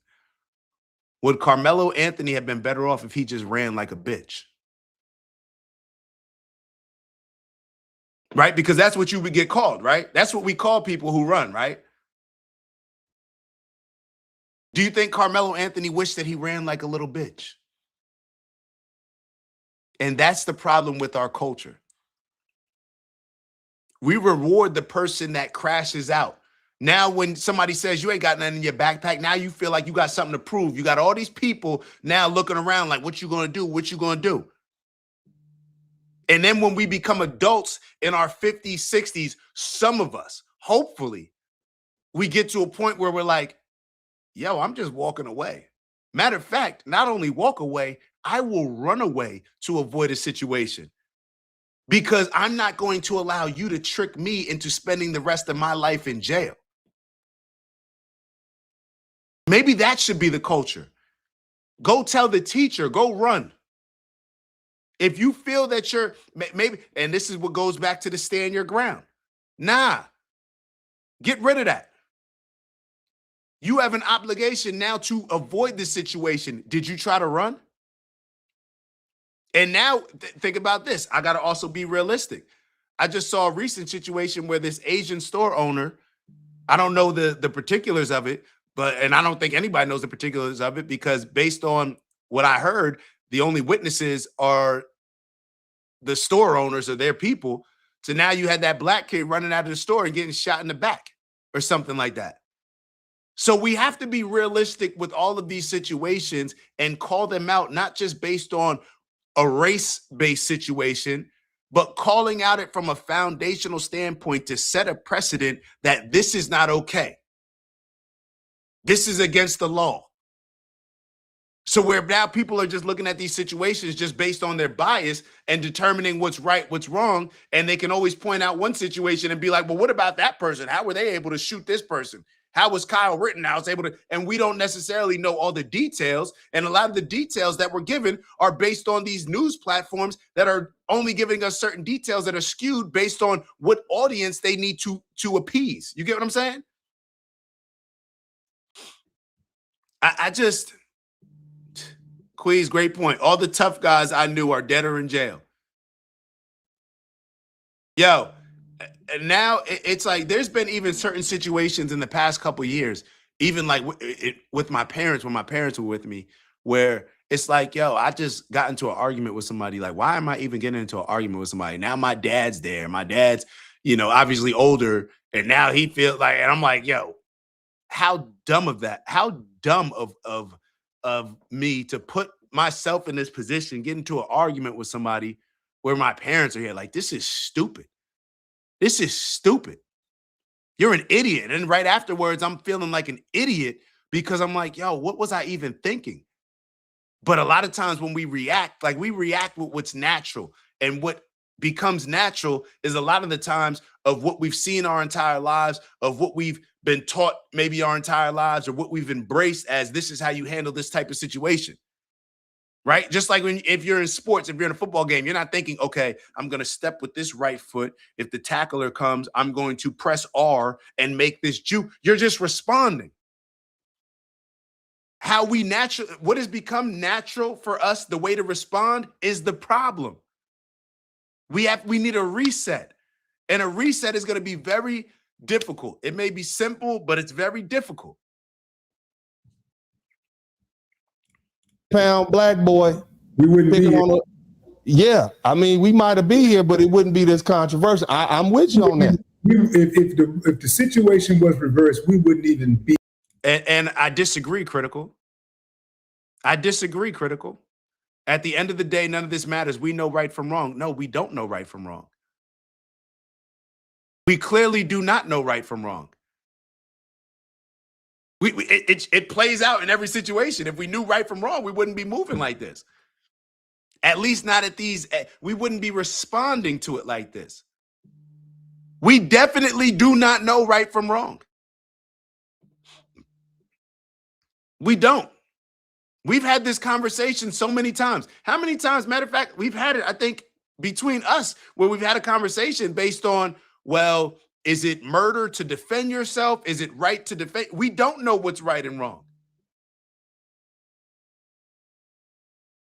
If somebody comes in my house and they threaten they're trying to rob my family at night, is it right for me to then shoot them? I don't know if that. I used to think that was, yeah, of course I'm shooting them. You come to my house. Or is it right to try to avoid it? Yo, get out the crib. Let me cock the shotgun and maybe get them out the house rather than to shoot. I don't know we don't know what's right from wrong.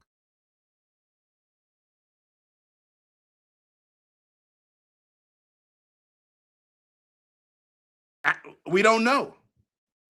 Right from wrong is usually dictated based on our experiences growing up, seeing certain situations. So if we know right from wrong, was George Zimmerman right or wrong? Because he's free walking around. We don't know what right from wrong is.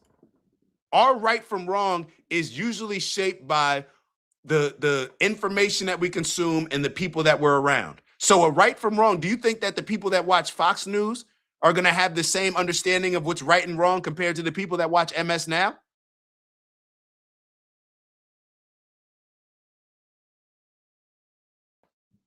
So notice this is I'm glad that you wrote this. Hold on. So Critical wrote, he knew he was wrong in the tent. He knew he had a knife he wasn't supposed to. He had many chances to leave. He knew what he was doing. Okay. I'm wondering why you didn't write that Austin Metcalf knew he was wrong for putting hands on Carmelo Anthony. See, what typically happens is if I do something wrong and then something wrong is done back to me, we typically respond to the last thing that was done. So now that you put hands on me, right? Because Austin Metcalf could have said, oh, he knew that he was wrong by putting hands on somebody because they're sitting under the same fucking tent as them. But what you're displaying, and what maybe you may say I'm displaying, is the fact that we tend to see things through what's relatable to us. Nowhere in your comment did you write, well, he knew he was wrong for this. Austin Metcalf knew he was wrong for pushing the kid. He knew it. It's not a back and forth. You're only seeing it through one lens. And we typically respond to the last thing that was done. So in his mind, I do not think that we live in a world where young kids are in gangs in Chicago and kill each other because they live on a different block. And that's accepted culture amongst a certain community. We live in a world where there was even certain politicians after this Donald Trump situation, when Donald Trump was getting shot at, where a lot of people who are grown up said, yo, you put out a certain energy, that type of thing. We live in a world where Dylan Roof, so did Dylan Roof know that what he was wrong when he shot up that church? We don't know what's right and wrong. We don't. Our culture is the foundation of our culture in America. So let me ask you this, Critical. You think it's right for us to go to these other countries and bomb these other countries? Do you think that we all knew that, killing 500,000 children in the Iraq war, we knew that was wrong. Did we know it was wrong? Because Madeleine Albright got on TV and she said that it was justified.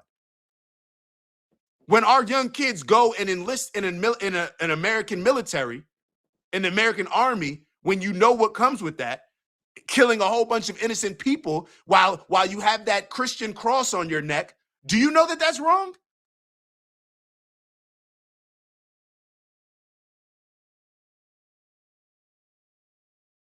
When our young kids go and enlist in the army to go listen to orders that people are taking from people like George Bush, who's deciding to go into a war because of his daddy's agenda, compared to what's best for humanity, compared to looking at this from a righteous standpoint. Do we know what's right and wrong? So we're saying that those young kids in the army that wear that Jesus cross, that's supposed to be the God of peace, that's supposed to accept the commandments of thou shalt not kill, we're saying that they know that that's wrong? Now he's saying this has nothing to do with this.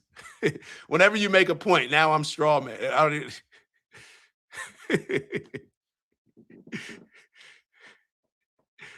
Oh my God. We all know what's right and wrong. To me, that's an ignorant comment. That people, just to think that we all know what's right and wrong. So you know what's right and wrong, right, Critical? So what you believe is right, and what you believe is wrong is wrong. Let's keep going. Here, because the first thing would have happened, they would have said, well, how did it start? What happened? Who started it? Oh, so you're trying to tell me if the 200-pound black boy had not approached the 150-pound white boy, that this would have never happened. He wouldn't be dead. So look at this as an example. Now, I don't think Critical was on this entire show, but we got to use it as an example. Critical, anybody who's been listening to this show from the beginning, this is what happens. This is what happens. See, the black people listening to me, there'd be a lot of black people. If I was saying, if the black community heard this show from beginning to where we are right now, they would say that I'm making excuses for Austin Metcalf and white people. Critical, I don't know how long he's been on it. He just made a comment, sounds like you're making excuses because of skin folk. Y'all get what you kind of understand it? When you have a balanced perspective, people on both sides are going to act as if you're just crazy and wrong. This is y'all get what I'm saying. Critical is saying it sounds like I'm making excuses because of skin folk. I don't think anybody who listened to what I've been saying from the beginning of this show, I don't see how you could rightfully draw that conclusion. But you think what you just said is right. keep your hands to yourself. I'm in these comments all the time. I'm online all day, every day. And that's all I see when it comes to bullying and people putting their hands on people. Queen said, I don't think he was talking to you. Okay. I don't know. My bad. It's hard to tell. When women put their hands on men, people collectively say, well, she shouldn't have hit him. She hit him first. And it don't matter what he did to her after that. They say, well, she hit him first. What do you think? What do you think was the most compelling argument for, or the effective argument for the defense that created some reasonable doubt? I think the fact that he was sitting there minding his business the whole time. Critical. And this is not like a lot of people listening may be like, don't go back and forth. No, this is what we do. This is the conversation that I believe need to be had. He said, when you start spouting, no one knows right from wrong, it sounds like an excuse. What I'm trying to tell you is we grow up and teach our kids right from wrong based on our own individual biases. We've lived in a world where we're just a few hundred years ago, we had slavery based on race. Now, the people that started that may have known that that was wrong, but what ends up happening in society? A lot of other white people will be like, matter of fact, not even just white people, a lot of black people living in slavery get to the point where they don't say that this is wrong. This is just the way it is.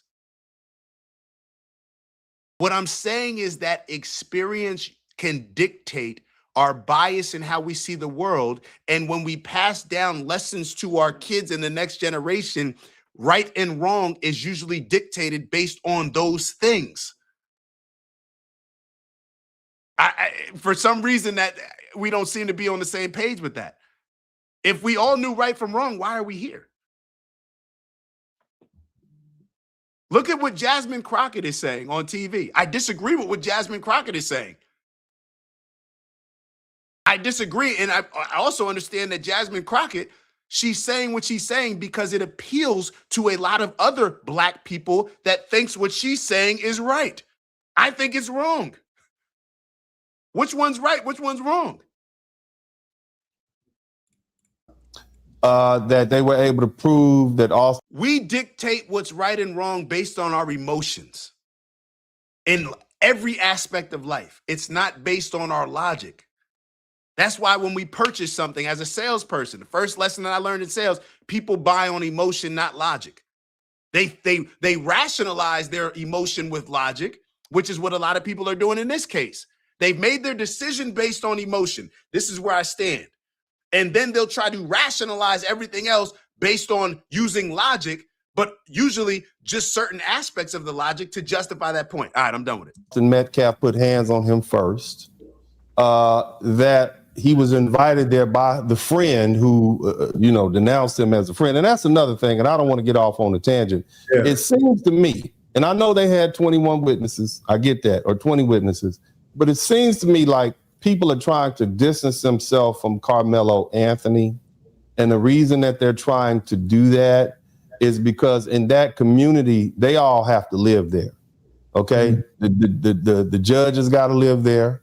The jury's got to live there. They got to go back into that very same community, and they don't want to be the jurors who acquitted this young man. And I'm only saying what I'm saying. Okay. People don't leave their biases at the courthouse door when they walk in. They still have their strongly held beliefs, which includes their religion, their race, their perspective on life. And that's why I go back to the fact that, had the roles been reversed, right? And you had a little white boy sitting there minding his business, and some big black kid came and put hands on him. And they would say, well, where was he supposed to go? Out in the rainstorm? They would be, people would be making excuses for him. All right. They'll be telling what did that boy say? The black kid, the guy up in Tennessee, they just saying he's imping out. You see what I'm saying? That's what they would have said. They would have made every excuse why this black boy deserved it. I get that. Okay. But that's not the scenario that. And that's a fact. If we're being honest, if the roles were reversed and Austin Metcalf was the black kid and Carmelo Anthony was the white kid, we'd be saying we'd be on the opposite ends of the spectrum. It wouldn't be, well, everybody that agrees with Carmelo would clearly agree with Carmelo, whether he's white or black. And everybody that agrees with Austin Metcalf right now, with him being white, if the roles were reversed, they would agree with where he is as black. We know that not to be true.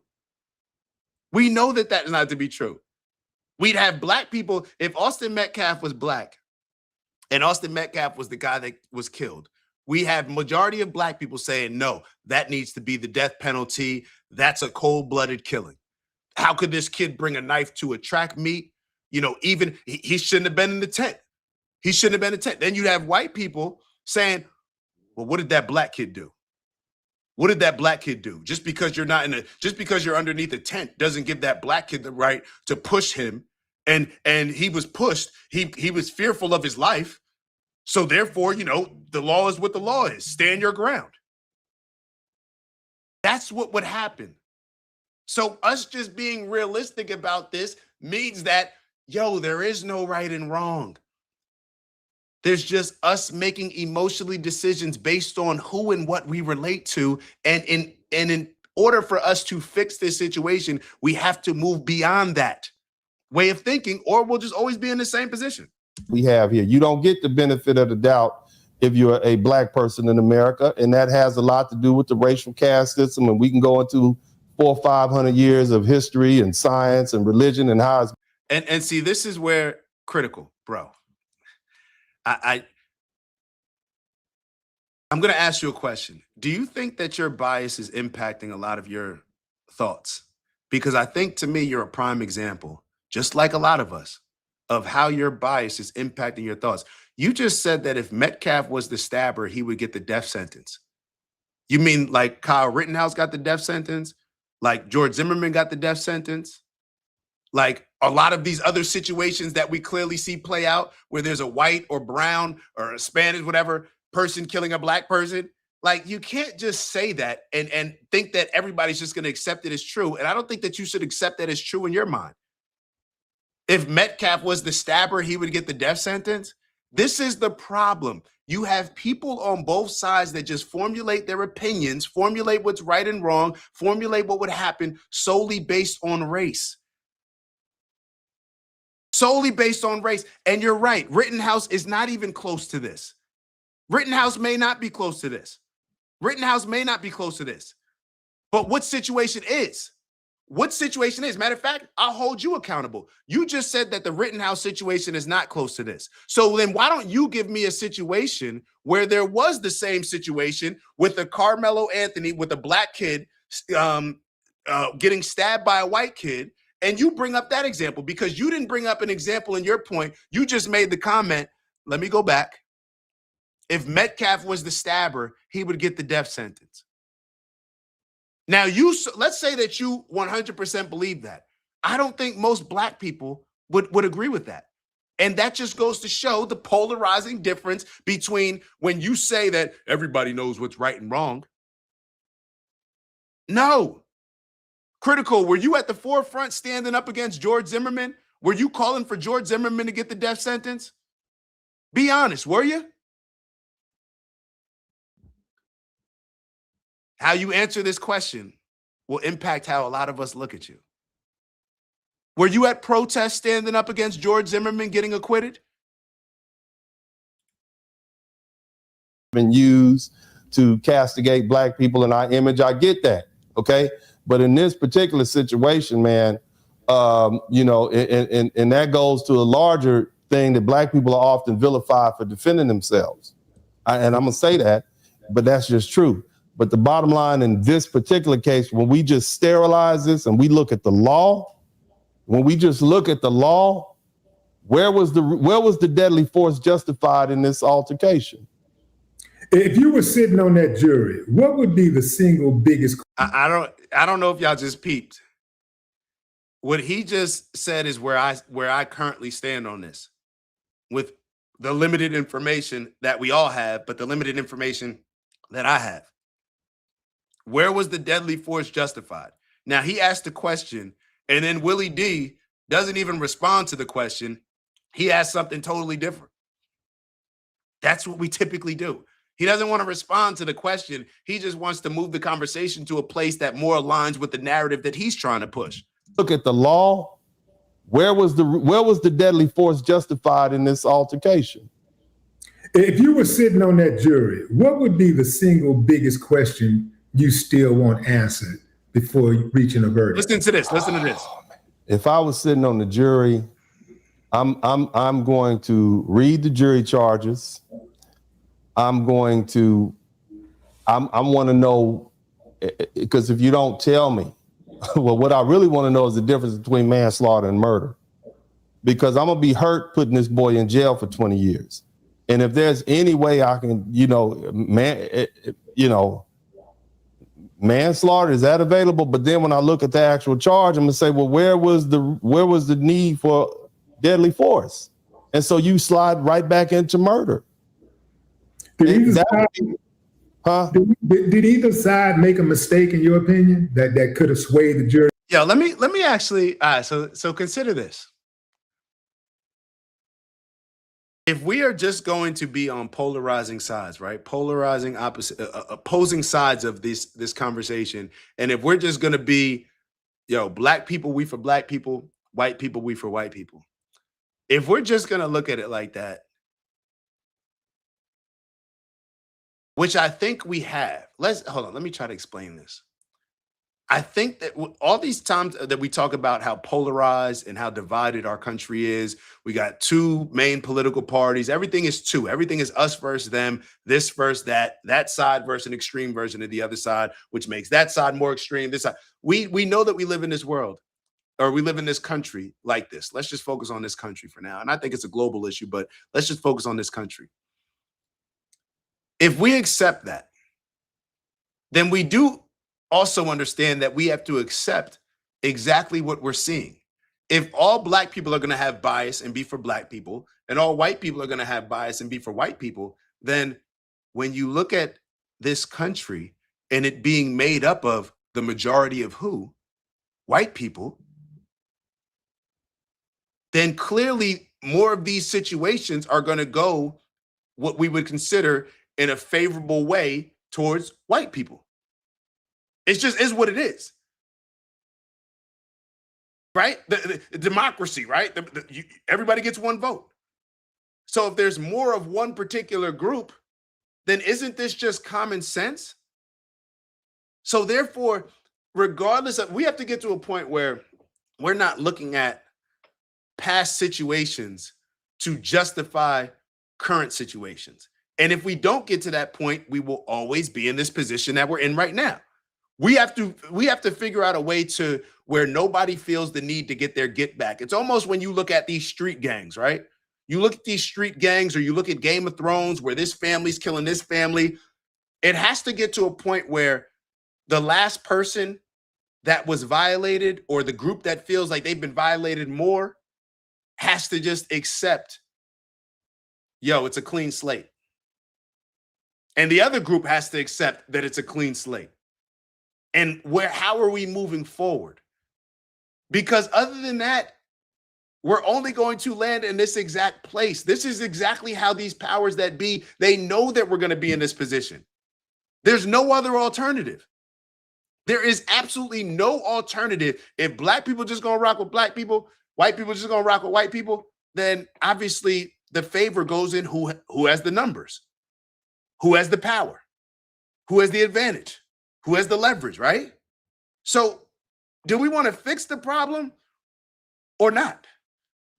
Because I only see it going one way if everybody just retreats to their corners, retreats to their bubbles, and only bases their decisions on who they relate to the most based on skin color. One way or the other. Did they make a mistake, a key mistake, something that was glaring? I don't want to. Well, yeah, I would say the all-white jury, when the prosecutors struck the last 3 black school teachers on peremptory exceptions on the grounds that they were educators and they didn't want them involved. Because what that does is it allows for an appeal of the conviction. And that doesn't mean that Carmelo Anthony won't get convicted. What it means is there's grounds for a new trial. That's what that means. But the Batson, it was too obvious. You have 3 jurors left and you strike all 3 for peremptory charge. That lets me know that you didn't want them there, even though you said it was for non-racial reasons. You said it was because they were educators and they might know something that, you know, that a normal member of the community wouldn't know. But it looks to me like it was a black issue. And so because of that, I would say that opens up grounds for appeal. And the defense preserved that right on the record. That's what I see. That was the glaring mistake on the prosecutor's part. In all of your years in being a lawyer, have you, and watching your daddy try cases, have you ever seen a white person be judged by an all-black jury? It's like these conversations, it's like it's only around race. And it's like, obviously, that's not going to be as likely. There's a whole lot more white people in this country than there are black people. It's just, whatever. My fault. Hold on. No, I haven't, man. That doesn't mean it's not happening.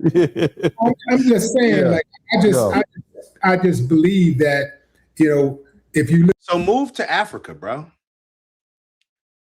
Like, it gets to a point where, like, how long you gonna complain about your job? Go get another fucking job, bro. How long you gonna complain about the town that you live in? Go move into another town. Or, and this is only based on if we're only going to see things through a racial lens. Or say, you know what? We're putting all these differences aside. We need to come together and figure out how we can not see things through a racial lens and work together and just base things based on morals, principles, values. That's what I mean when I say my people. Not just I'm rooting for everybody black or whatever. I'm rooting for everybody. Other than that, bro, move. America's always, for the time being, America's going to be majority white. And black people are being diluted more and more, maybe when it comes to, because one, we not have it. Well, I don't know. The kids are, I think white people are not, well, I don't want to get into that because I think a lot of different cultures are not having kids. But when it comes to the Spanish population that black people are always standing up for, right? All of y'all black Democrats that y'all are fighting for, you're fighting for you to get diluted by people that don't give a damn about you anyway, if we're just being real about it. You fighting for all these migrants to come in and let them come in and let them come in. All that does is take away your power if you, I'm saying if you only see things through a racial lens. I no longer see things just through a racial lens. I'm not a critical race theorist. If you are only going to see things through a black lens, then the decisions that you're making, especially aligning with the Democratic Party, don't even make sense, because in case you haven't woke up and realized, they're looking for a new group of niggas. And it ain't black people. Y'all asking for too much. Y'all become too entitled. We rocking with these Spanish folk now. We need to make sure that we bring in 10 million new people, because these niggas is getting too uppity. Maybe you haven't realized what's happening with your Democratic Party. That's if you only want to see things through a racial lens. I don't want to see things through a racial lens. I want us to be able to make decisions based on what are our morals, what are our agreed upon principles and values. Look at history.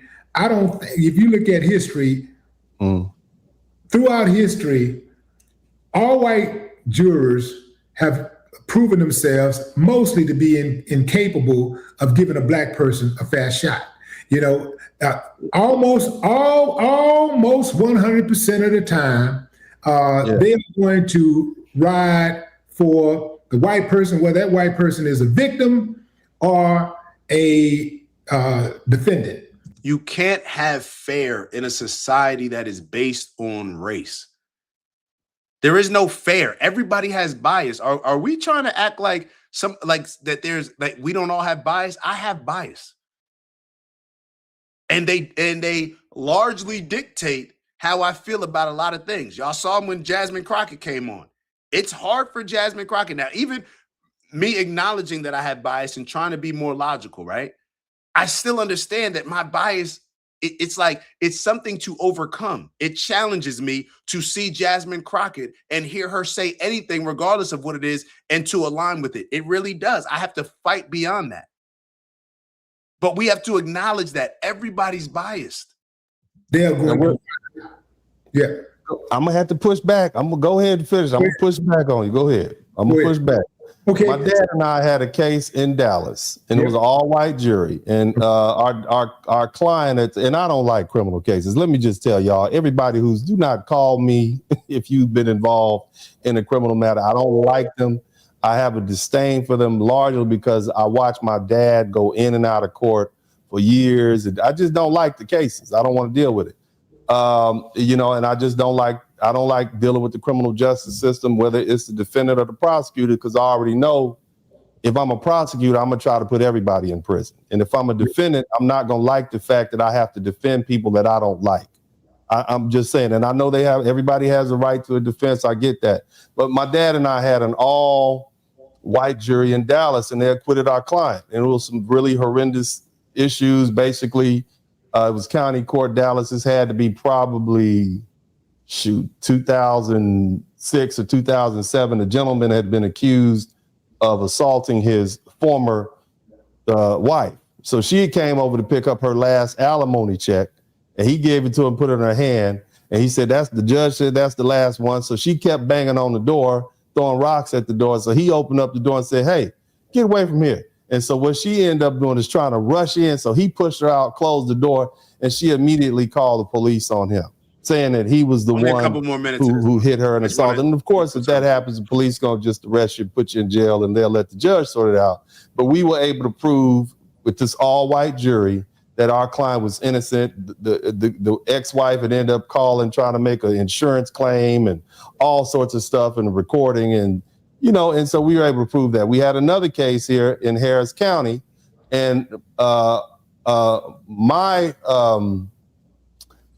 client, who had other charges, in other words, they had just brought him from the back room. He was in jail already. but they said that he had done something to this other guy. It was assault, family violence, but so you can get justice. And those are probably the I fast forward a little bit, but he was obviously just bringing up examples in which his client still got justice with an all-white jury. only two that happened that year. Yeah, I feel you, man. And I understand why, because of the relationship that Black people have with the criminal justice system here in the United States. I understand why we feel that way. But this is what I don't understand. And I'm sorry. I know I said I wasn't going to talk politics, but yeah. This is what I don't understand. Black people, how do y'all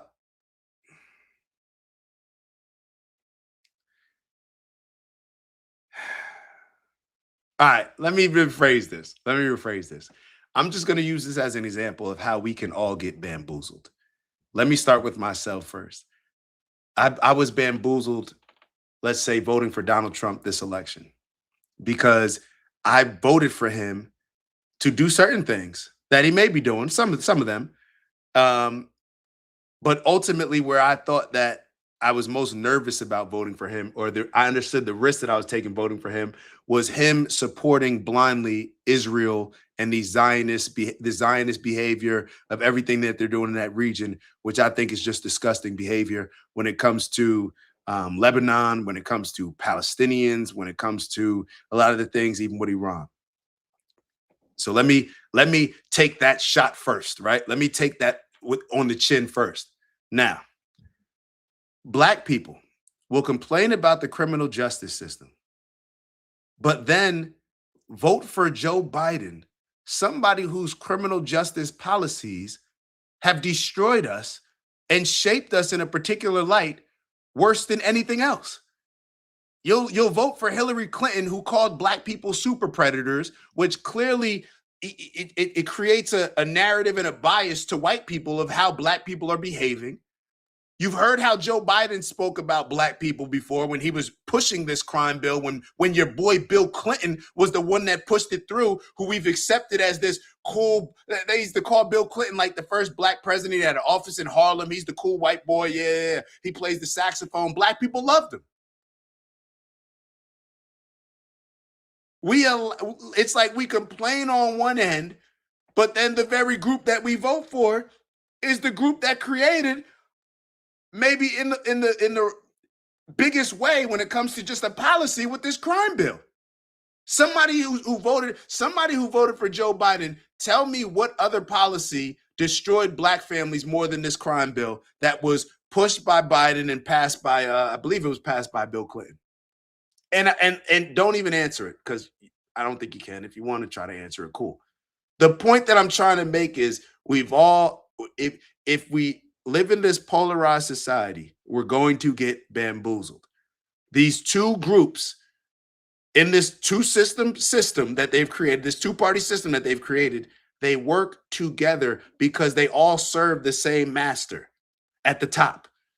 So therefore, we're all going to get bamboozled by going so passionately hard for one group or just voting for a particular group. We're all contributing to this system that we complain about. Seeing personally, not just with myself and with my father, but you have to. I mean, but if we just go, this ain't that case, man. In my opinion, this case with this Carmelo Anthony child, this ain't that case. This is a different case. Willie, look, man, let me share. You a daddy, I'm a daddy. Okay. What I'm gonna say to my children behind closed doors, if something like this happens, is not what I'm going to tell them in public. In public, I'm going to say, my son is innocent until proven guilty. I'm going to say he had a right to defend himself. I'm going to say all these different things. Behind closed doors, Willie D, I'm going to say, you big dummy, why would you pull a knife out and stab somebody just because they pushed you? Have you lost your mind? Are you crazy? This is what I'm gonna say to my son behind closed doors. Behind closed doors, I'm gonna say, bro, I'm gonna tell you, look, you pull out a pistol, you pull out a knife to stab somebody because they push your goofy butt. Have you lost your mind? Now we got to pay for defense lawyers. You ruined your life, okay? Because you still gonna have this charge. If you ever do anything, if you happen to get off of this, anything you ever do in your life again, they gonna hold it against you. On top of that, you got a body. I'm raising you in the suburbs to be the best person you can be. You go to a track meet and you unalive somebody. We not in the hood no more. What got you so upset that you felt the need to whip out a pistol? You can't fight. You can't defend yourself. This is what you do. You just go straight from he pushed me to I'm stabbing somebody to death. Think about that, man. I mean, now you can clearly see, and you saw. I tried to keep playing it, but Willie D is saying, even when he said he's not, because the gentleman was saying that he can't, he would tell his son this behind closed doors, even though in public he'd say something different. Willie D said, I wouldn't tell my kid that behind closed doors. That's the problem. That's the problem. And this is where I go back to, we don't know what's right and wrong. We clearly see things differently. Willie D is saying that he wouldn't tell his kid that. Like, yo, why would you stab this kid? He pushed you. I think if a lot of us are being honest with our kids or being honest with ourselves, and we were willing to say that opinion out loud in public, I think there's a lot more people that agree with what that gentleman said than what Willie D is getting ready to say. Or Willie D's pushback of saying, well, I wouldn't tell my kid that. That's the problem. If you wouldn't tell your kid that, and you would tell your kid something opposing that, where do we think this is going to go in the world? Now, the next time that your kid is in a situation like that, Willie D, your kid is going to respond accordingly because daddy said that, yo, that's okay. And now your kid is in jail for the rest of his life. Yeah. As a father, respectfully, I have to say that I am going to err on the side of defending yourself by any means necessary. I got to think about my son being pushed around by some 225-pound kid. Now, if it's a kid about his size and he get pushed, man, fight the dude. But if you got this guy walking up to you in Frisco, in Frisco, Texas, okay, this is Frisco, Texas, where it's predominantly white and ruled by white folks. Everything is run by them. And you've seen already these cases of white people pushing black folks around, and you see it all day, every day on the internet. Now it's your turn. Now somebody then decided that they want to push my son around and they want to try him. This big guy come up to my son and push my son, and he got back up. My son is scared. If he pull out a knife and stick him, I'm going to stand with I'm not going to tell my, why'd you do that? Why? No, he feared for his life. If I fear for my life, that's why I wanted to tell you earlier when you was saying you would have just fought him. I'm going to tell you, if I fear for my life, man, look here, man, I'm going to defend it with everything I got. And yeah, I will stick you. I'll stick you out. Let me tell you something, bro. I'll shoot you. I'll stick you. I'll hit you with a stick. I'll bite you. I'll claw. I'll kick you. I'll bow your head. I'll do anything I can to get you off me. And so, yeah, I wouldn't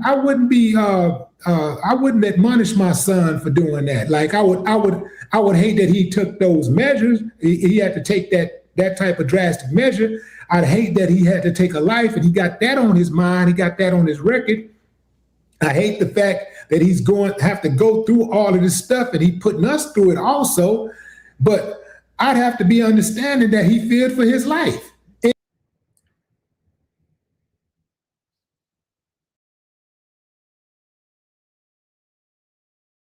That is an emotional nigga. And I mean it in every sense.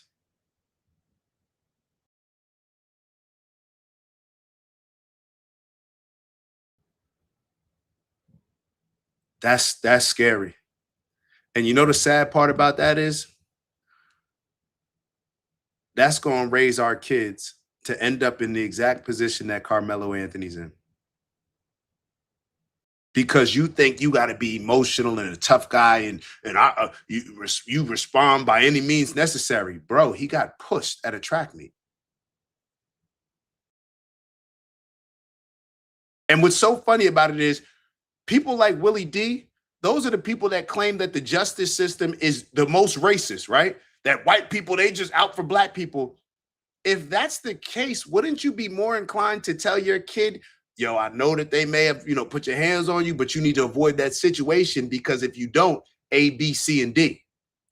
You're creating this emotion with this kid that if they get pushed at a track meet, now their life is on the line. As if there's only you're narrowing the options that they have to deal with the situation because you are an emotional nigga. Son, avoid the situation. If you really believe that your life is on the line, come get your daddy. Call me. Could you have ran? I don't think anybody argues that Carmelo Anthony could have ran from that situation and avoided it, just like he ran after he stabbed the kid and ran into his teacher's arms, based on what the parents said and based on the story that I'm hearing. So why not tell your kid to run the first time? Are you scared that your kid's going to be seen as a punk? Are you scared? I want my kid out of jail. I do not want my kid being right and sitting behind prison for his entire life compared to being perceived as a punk and being free to live his life and enjoy his life. This kid may have never even been with a woman and now has to spend the rest of his life or 35 years or whatever it ends up being, could have been the rest of his life in jail with grown men. And how do we think that's going to go, Willie D? Because you're an emotional nigga giving advice to your kid that he needs to defend himself by any means necessary because he got pushed at a track meet.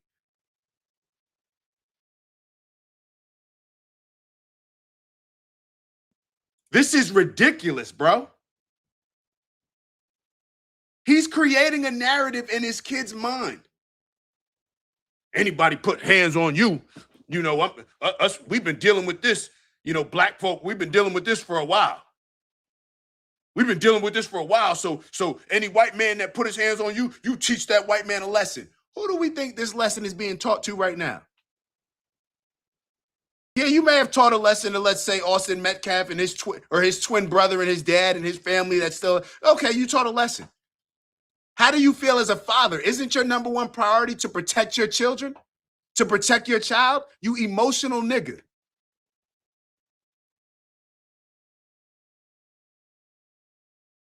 He thinks that this shit is tough. Now, because you're tough, you're not the one serving time behind prison. Now your kid is going to go to jail and get violated sexually and taken advantage of in every way, have his mental compromised, every aspect, because you told him to go, when he gets pushed at a track meet, to go stab a kid in the heart.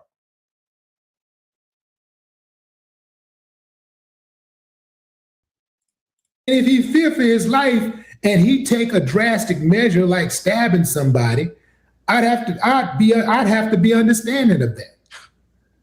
And bro, I respect that, but that's why Carmelo's in prison right now. That's why he's gonna go to prison for 20 years. I understand, but I understand exactly what you're saying. But at the same time, man, if we look at history of black people defending themselves, a lot of these same arguments have been made throughout the years, and that is why our progress has been so slow. We are quick to not fight back, to not stand up for ourselves. And whereas other people, when they stand up for themselves and they fight, they typically get things to go their way. This man just said that we haven't had progress because we don't fight. No, we haven't had progress is because we fight other people's fight, like the Democratic Party and the agenda that they're pushing. That's what fighting is now, Willie D. It's who you vote for. So who do we vote for at a rate higher than any other demographic in America? We vote for the Democrats. That's how we fight. So therefore, why is everybody else's agenda getting pushed? Why does Joe Biden say when he's running for election and asking for your vote, you loyal nigga? Why does he say that his number one priority is the LGBTQ community? Because he knows that your emotional ass is going to vote for them regardless. Willie D, what do you mean fight? Are you talking about us taking up arms? What type of fight are you talking about? In America, that's how you fight, with your vote, right? So he's saying that, well, other people have been fighting. We haven't been fighting. No, we've been fighting.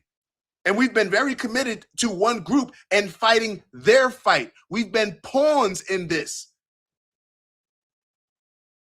And how have we been convinced to be pawns? With emotions.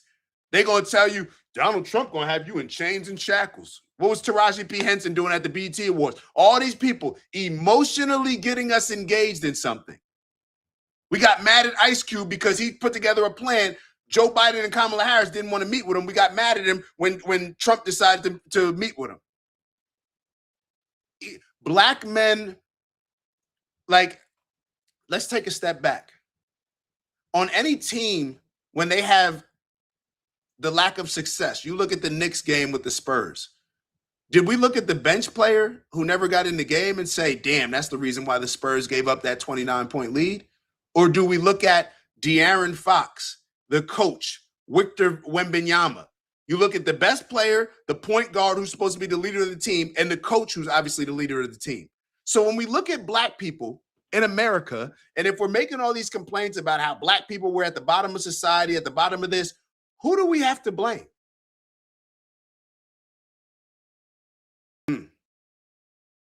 Nobody wants to accept accountability. We got women that are running the households that are not men, sorry, just not the leaders that men should be.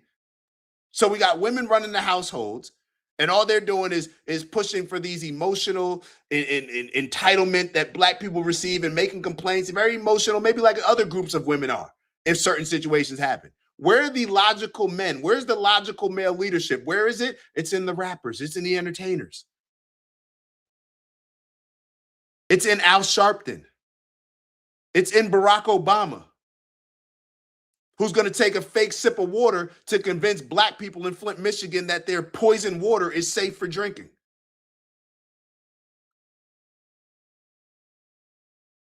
Zero accountability. I do believe that black people, one of the reasons why our progress has been so slow is because we always, well, not always, but, invariably, we just decide, oh, I'm scared. I don't want to go to jail. I don't want to go to jail.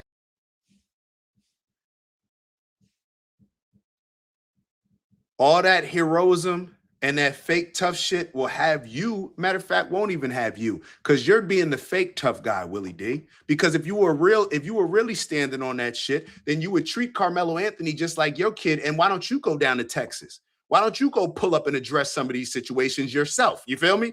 Black people never want to do that. Rightfully so. It's a smart thing not to, perhaps to not do. But what he's going to do is gas somebody else up to commit a crime that's going to land them in jail, while this old emotional nigga sits on the internet and just talks shit. But he's going to rile everybody else up emotionally to crash out and to be the next Carmelo Anthony. Yeah, but it's funny to me that we have no trepidation whatsoever about having that type of aggression towards each other. It's only when we're dealing with white folks primarily and others do we have that hesitation. And so my thing is that, man, I don't care who you is. I don't care what your skin color is. I don't care what you do for a living. If I feel my life is in danger, I got to protect myself. And I would want my son to do the exact same thing. Now, Willie, I'm going to push. Yeah, I'm done with this. We're going to get into the family interview. Yeah, we on. This won't be one of them long ones.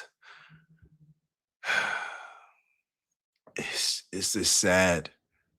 It's just a sad situation at the end of the day. It's a sad situation. And there's emotions on both sides that are just adding fuel to the fire of this situation on both sides. If people cared about resolving some of these issues as much as we care about watching the Knicks game, maybe we can get somewhere. If people were more invested, and maybe the Knicks game isn't a good example because that's just emotional energy, fanatic energy. And we're seeing this in how a lot of the New Yorkers are behaving with a lot of the Spurs fans. But if people can just, when I say care, I mean truly invest in what is the goal of all this? Is the goal to get us to a better place, or is the goal to get some sort of get back and payback? Well, I don't agree that this is right, but if it's right for him, then it's right for me. Yo, it's gonna always land us in this same position. It's gonna land us in this same position. And black people, where do you think we're the minority? We're the minority. You the one that black people always telling me this world is messed up. America is racist. The criminal justice system is racist. So if that's the case, then where do you think this type of mindset that you have, Willie D, where do you think that's gonna land us? All right, let's move on to this interview real quick. I don't know how much of it we'll be able to watch, but we'll watch a bit of this interview. Matter of fact, there's a point that I actually want to start at, or I'll make sure that we get to. So I'll watch the beginning for a little bit, and then I may jump ahead. But yeah, we'll see how this goes. We'll see how this goes. Wake your ass up. The Breakfast Club. Y'all finished or y'all me this morning? How are you guys holding morning? Why are y'all even interviewing with the Breakfast Club? I guess I should ask that. Like, it's like these goofy, like, going back to what our conversation was earlier as far as leaders. If our leaders ain't the goofy rappers, then why is Carmelo Anthony's parents going on the Breakfast Club, a show that discusses goofy rappers? Like, these are our leaders, unfortunately. Both of you, Drew and Kayla, thank you so much for joining me this morning. How are you guys holding up? I mean, right now we're in a nightmare. Doesn't feel real.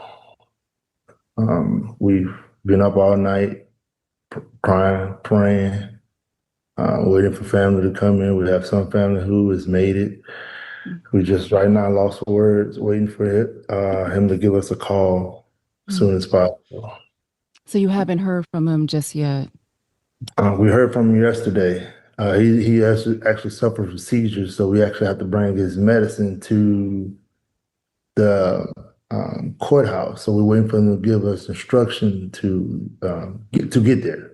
We know Carmelo from the courtroom, but tell us, who is he? What kind of person is he? What kind of son is he at home? He is a wonderful son. He's a wonderful student. 3.7 GPA, worked 2 jobs.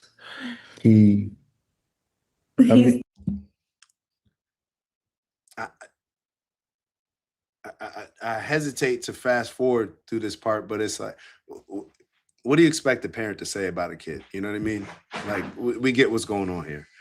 I'm sorry, baby, for cutting you off. He was actually taking online classes during all of this and still held a great GPA going through this traumatic time. He was a kid. If I didn't say it, it was. Yeah, I don't even know why y'all do. Like, let me just fast forward. Everybody handles situations differently, so I shouldn't even have said that. The instructions that we was told not to say nothing. We was told not. It was like I want to get to a point where, because they're making some critiques on the guidance that they were given in this case. That's what a lot of this interview is pretty much about, where the parents are complaining about they were instructed to do certain things, to make certain decisions.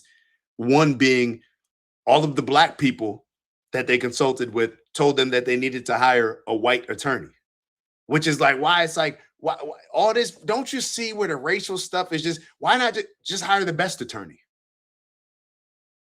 But everybody's making a decision based on race. Like that's the priority in every single decision and every single view and every single bias. Made it about their personal, well, how they really wanted to feel. This is the time they wanted to show on how this is how we really feel about y'all. And they used my son, for example. What did Carmelo tell you happened that day at the track meet? I mean, so for all the people that believe that he was jumped by 4 people, take a listen to this. This is what I was referring to earlier. He was sitting there seeing his friend. Once you get the reports and everything, he was actually his girlfriend's cousin invited him to the tent. Mm-hmm. So when they invited him to the tent, it just, hey, what's going on, such and such. It was raining. He sat there. Then next you know it, you had these 2 guys who approached him. Even seeing the video in court, it was like, I know y'all see this.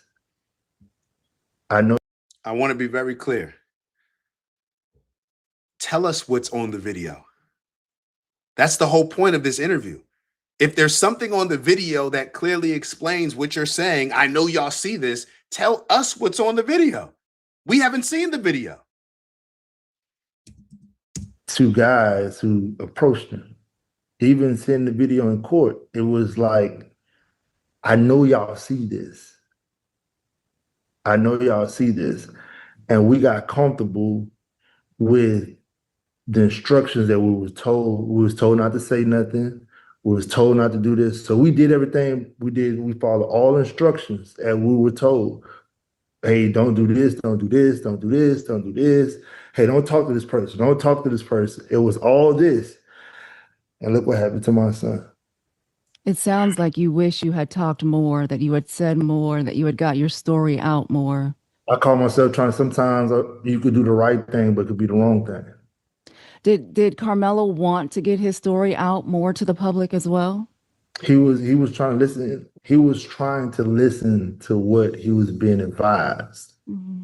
So if you're saying that the story wasn't out and that you made a mistake not putting the story out, and I assume this is why you're coming on the Breakfast Club to tell the story, bro, what happened? What was on the video? Tell us the story. Make us understand this. You know, hey, don't make it about race. Don't do this. Don't do this. So we was like, all right, we go again. We played the game they wanted. We did everything a law abiding citizen supposed to. They told us don't do this. We did everything we supposed to. And he wanted people, of course he wanted somebody. They got pictures of him being 17 with a dress on, saying he could be raped in jail. Like all kinds of these adults are talking about this child, but nobody's seeing it. Like nobody's seeing it. So we can't say anything. The other family, they go paint this lie that nobody still have exposed, that he died in his brother's arms. And it was all that's not true, because that is the narrative. Yeah. No, you never heard it no more. That stuff was a lie. You heard about a bag. You never heard about a bag since trial. That's what I was telling people. A lie is temporary, but the truth lasts forever. Mm-hmm. It's just now, it's like harder now. I got to fight to get the truth out. He basically had to get the book thrown at him, 35 years in this county that basically, I honestly feel as though that they manipulate us with a smile. Mm. They act as if they cared, but they really didn't. Who else does that sound very familiar to? This group, they manipulate you with a smile. They act like they care about you, but when the jury selection, we seen all the people with the jury selection, I was like, baby, this is not right. But my wife is the type of person. I'm not gonna just say us. We're both the type. We try to be positive. Hey, we're not gonna look at it. That's not what it is. That's not us. That's what it was. So even when you noticed there were no Black jurors, it gave you pause. It made you want to say something, but you were still going along with the process. Yeah, I was going along with the process because there's a lot of times when I hope this don't be controversial, but that's the first thing they do is they try to say we're emotional. We don't follow instructions, right? So we did everything that we was advised and told to do, and look what happened. You were advised by your attorneys and whoever leadership. Like, we just showed Willie D clearly the emotional energy that a lot of people align with when it comes to this. But like, you followed, it's not like you were listening to like the police told you do this, do that. No, you're listening to the So who was they? You said that they told you. Who was they? Was it your defense attorney? Yeah. So we were because about him being 18, so what they did was they kind of played everybody against everybody, if you could say. I'm not gonna say they played us against each other, but it's almost they had him scared, like, hey, this, I'm a lawyer, this. So as me being a father, all right, you're the guy, I'm okay with playing my position, and I don't want to overstep any boundaries. Everybody kept saying, hey, to beat this. I even went to some black attorneys. They're like, oh, you need a white attorney to go out there to fight out there. Remember they were telling us that? So this is just another example of people racializing something, and the parents are here admitting, yo, we shouldn't have made this racialized decision. Get the best attorney. You got black attorneys telling you need a white attorney. They kept telling us that. So everybody like, why y'all didn't? Everybody was telling us, okay. So then when we get it, they basically tossed them over. A lot of objections wasn't done. It's a lot that wasn't done. So do you believe your son received a fair trial? No. Absolutely not. Absolutely not. Absolutely not. And we're gonna keep fighting. We will not stop fighting for justice for my son. Yeah, it's you know what? I don't know enough about it to say whether or not it's justice or not, but I do hope that we can have some sort of compassion. Maybe that's the right word that I'm looking for. Maybe it's not. Maybe I'll change it. But I think that we get so extreme on both sides where this group feels like this is justice, that group feels like it's justice. I wish that we had more compassion. I wish that the parents were able to have compassion and come together. I wish that I don't know what that would result in. Looking back on it, now I'm kind of armchair quarterback. And like I said earlier, it's easy for me to sit here and say, well, if y'all would have just had compassion with the other family and y'all could have just came together, maybe you would have, the jury would have been a little bit more compassionate. I don't know that. But I just think overall, like, I don't think that people have to be happy that Carmelo Anthony got 35 years. And I don't think that people got to be happy. I mean, I don't think that anybody should be happy or just understanding or just shouldn't have put hands on Carmelo and he got what he had coming to. I don't think that that's the energy there. You know what I'm saying? Like, I don't like, these are two young kids whose lives are ruined. One is dead. The other is going to prison for 35 years, for a 35-year sentence. Families destroyed. And it's something else being used to divide our country even further apart. Like, so I do hope that we can have some sort of compassion when it comes to this stuff. Why can't one side understand, like, yo, maybe all this stand your ground stuff when it works in George Zimmerman's favor, but it doesn't work in Carmelo. Maybe we need to adjust this stand your ground concept. Maybe it needs to be more clear. Maybe we just shouldn't even have a stand your ground. Maybe people should be obligated to walk away. Maybe we shouldn't have that law in any state.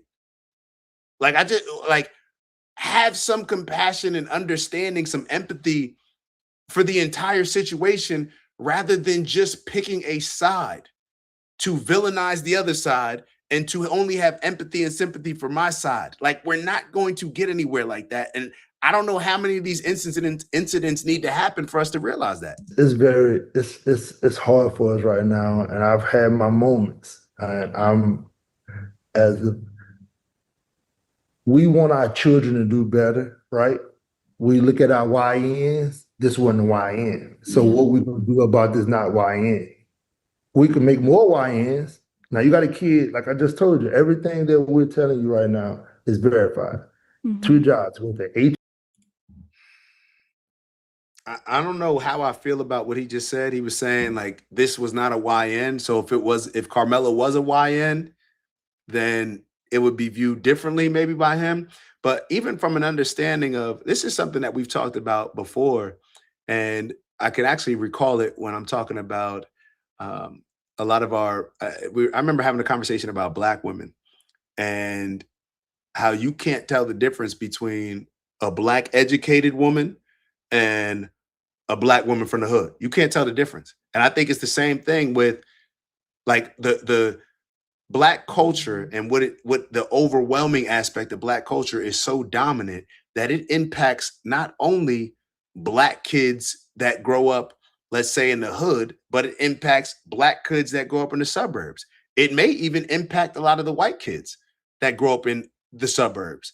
The difference is obviously your situation also impacts that. Your skin, there's a lot of other components that factor into that. But overall, I'm just going based on what he just differentiated between it being a YM, which is a young nigga. For those that don't understand what that term means, it's something that we call young Black kids who fit a particular mold. But we have YN culture. And that YN culture is usually something that's given to us by a lot of adults. What did we talk about earlier? These rappers create this YN culture. We feed into this YN culture, so it impacts kids across the board, not just the kid that may grow up in the hood. In my opinion, this is just my opinion. GB Foot Locker, that's who came to the buy him. His GPA, he still graduated through all this. He still graduated high school. He still graduated. Have a good one, fam. The lady the kid he saved, this stuff really happened. He was never in trouble, and no, he was never suspended for no knife. But they had what I learned was they had a smear campaign that they did. I wasn't familiar with that, and it's okay. I'm gonna fast forward to a little bit later on.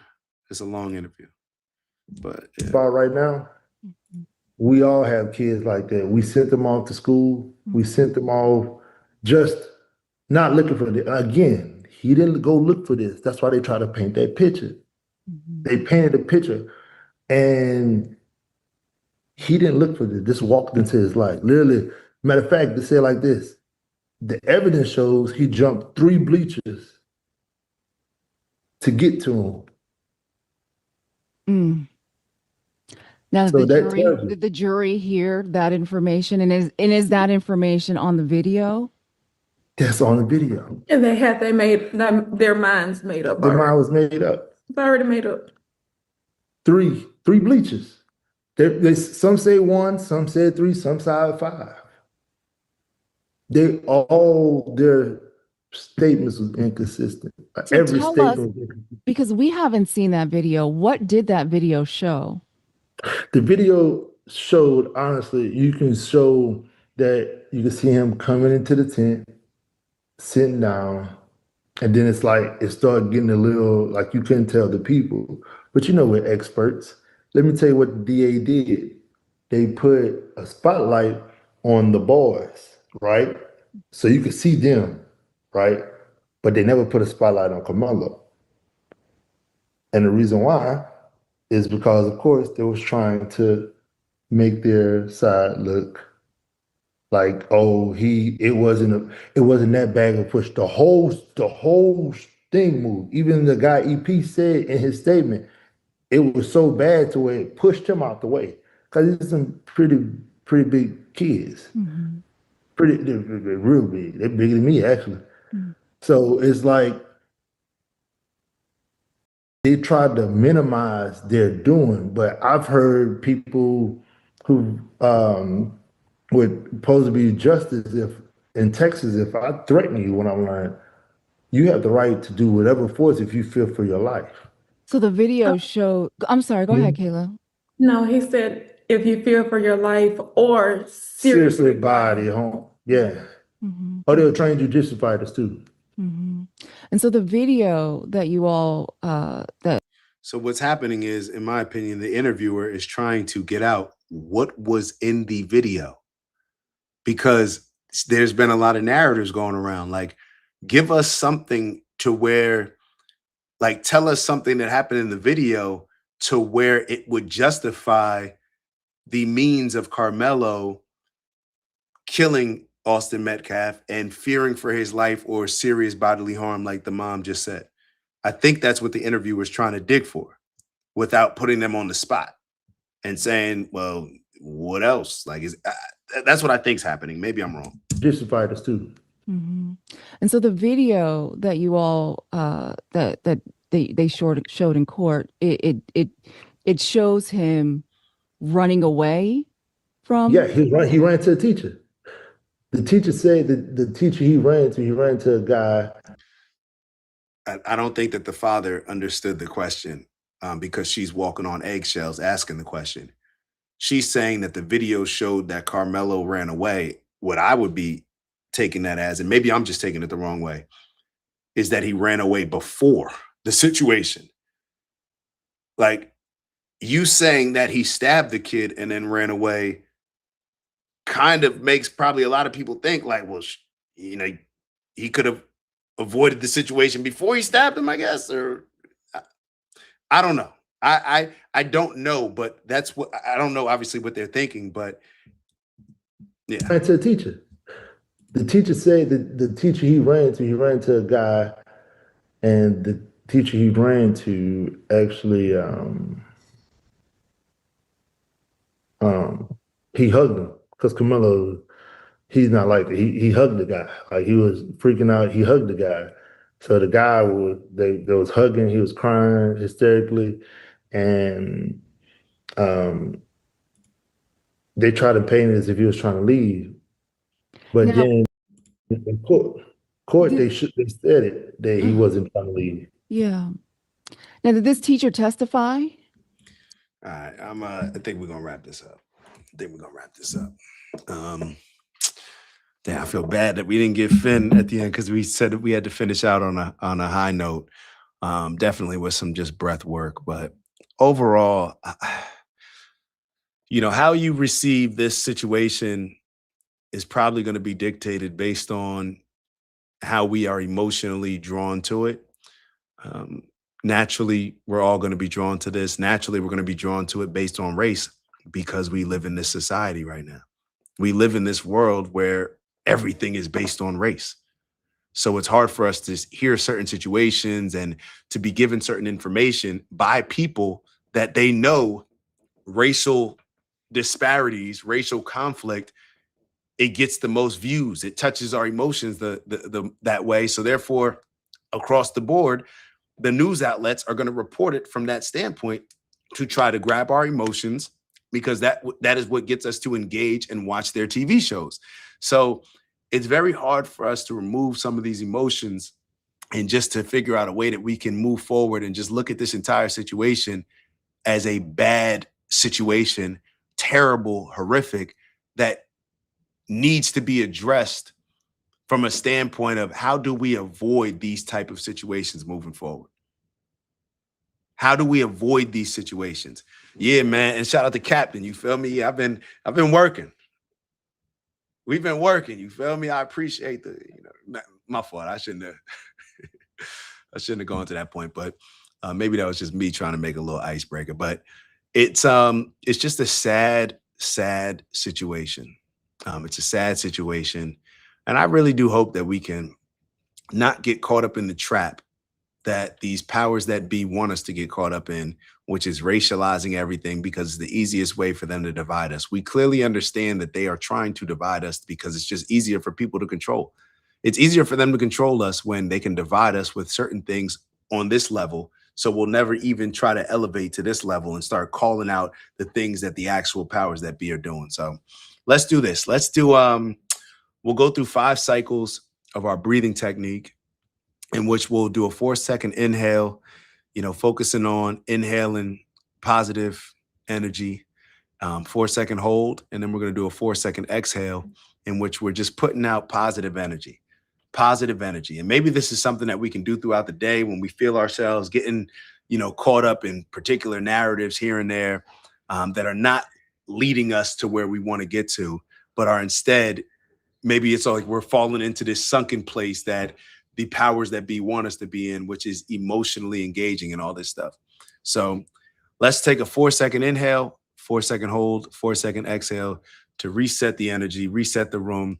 Would have loved to not have to address a situation like this, especially on a Friday. But maybe it's just can serve as a reminder that, hey, we just need to figure out a way to get to a better place. And maybe the way that we've been seeing things is not the way that we should see things moving forward. It's not about right, wrong in some of these things, but how can we just move towards peace? So that's how I would look at it. So let's do 4-second inhale, starting now. Close your eyes if you're in a safe place, or do whatever you feel is best. Ready, begin. Hold.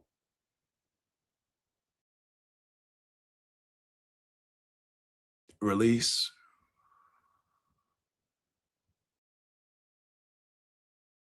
Inhale. Hold. Release.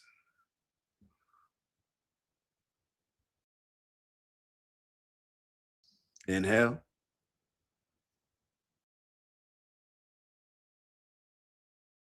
Hold.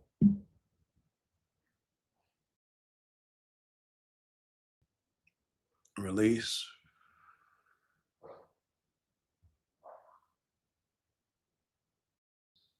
Inhale.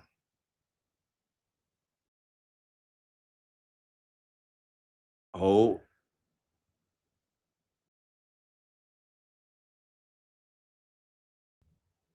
Release.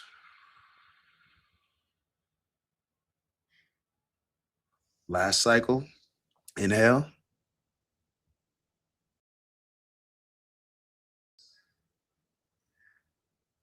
Hold.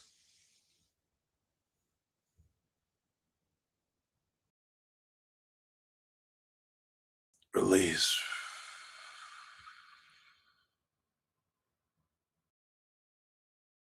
All right.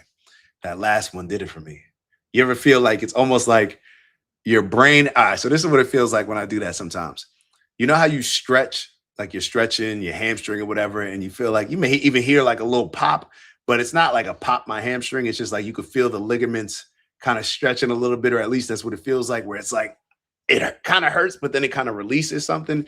That's what I feel like happens in my brain when we go through the breathing exercises. And it doesn't necessarily always happen, but it happened on the fifth one for me, where it was just like, it's like almost like you get that feeling where your ears clogged and out of nowhere it just releases. So appreciate y'all, man. HCB, shout out to you. Critical, man, my brother, man. Always appreciate you. It's always great having you here. Mama Lay, appreciate you as always. Y'all know what we come here to do. Elevate on purpose, man. Let's elevate on purpose with intention. Let's elevate towards peace and let that be the North Star rather than anything else. So strength and honor, onward and upward. Let's get to the bag, man. Let's figure out the things that we want to focus on that are going to be directly aligned with us living in our purpose, striving for purposeful abundance, and advancing society in whatever way that we're committed to do so. So the bag, when I say, what's in your bag, it's all the things that you're going to focus on throughout the day, throughout the week, throughout the month that are going to align with us moving towards that desired goal. Mind, peace, love, happiness, health, wealth, and everything we do, integrity. And let's always make sure that we're understanding the perspective that we have on certain things and how that perspective may be determining how we're looking at it. If we look at something from this perspective from the front, we may not be able to see it from over here. And just us acknowledging that, I think it allows us to give grace, which is very necessary right now, to understand that, hey, different people's experiences may shape the way that they see something compared to somebody else, where we may think that we're 100% right and seeing everything. Sometimes we got to take a step back, listen to other people's perspective, and with intentions of moving forward and advancing society. So on that note, Shy Boogie, I'll see you soon. Phyllis, you have a good one. Shout out to Captain in the building, man. We rock with you, Captain, man. We need you on here more often. So definitely we'll see you Monday a.m. So right now we're doing Monday and Friday, 8 a.m. until ... Queen said back to eating meat. Yeah, we back eating meat. Now, I mean, gave all these cats, the time to try me was before. All right. 6 years of this vegan stuff or vegetarian, however you want to look at it. No, I'm just joking. Everything's peaceful. Namaste. The light in me honors the light in you. All right. Shout out to Queez with the fire emoji to always end the show. And on that note, I shall see y'all soon. You.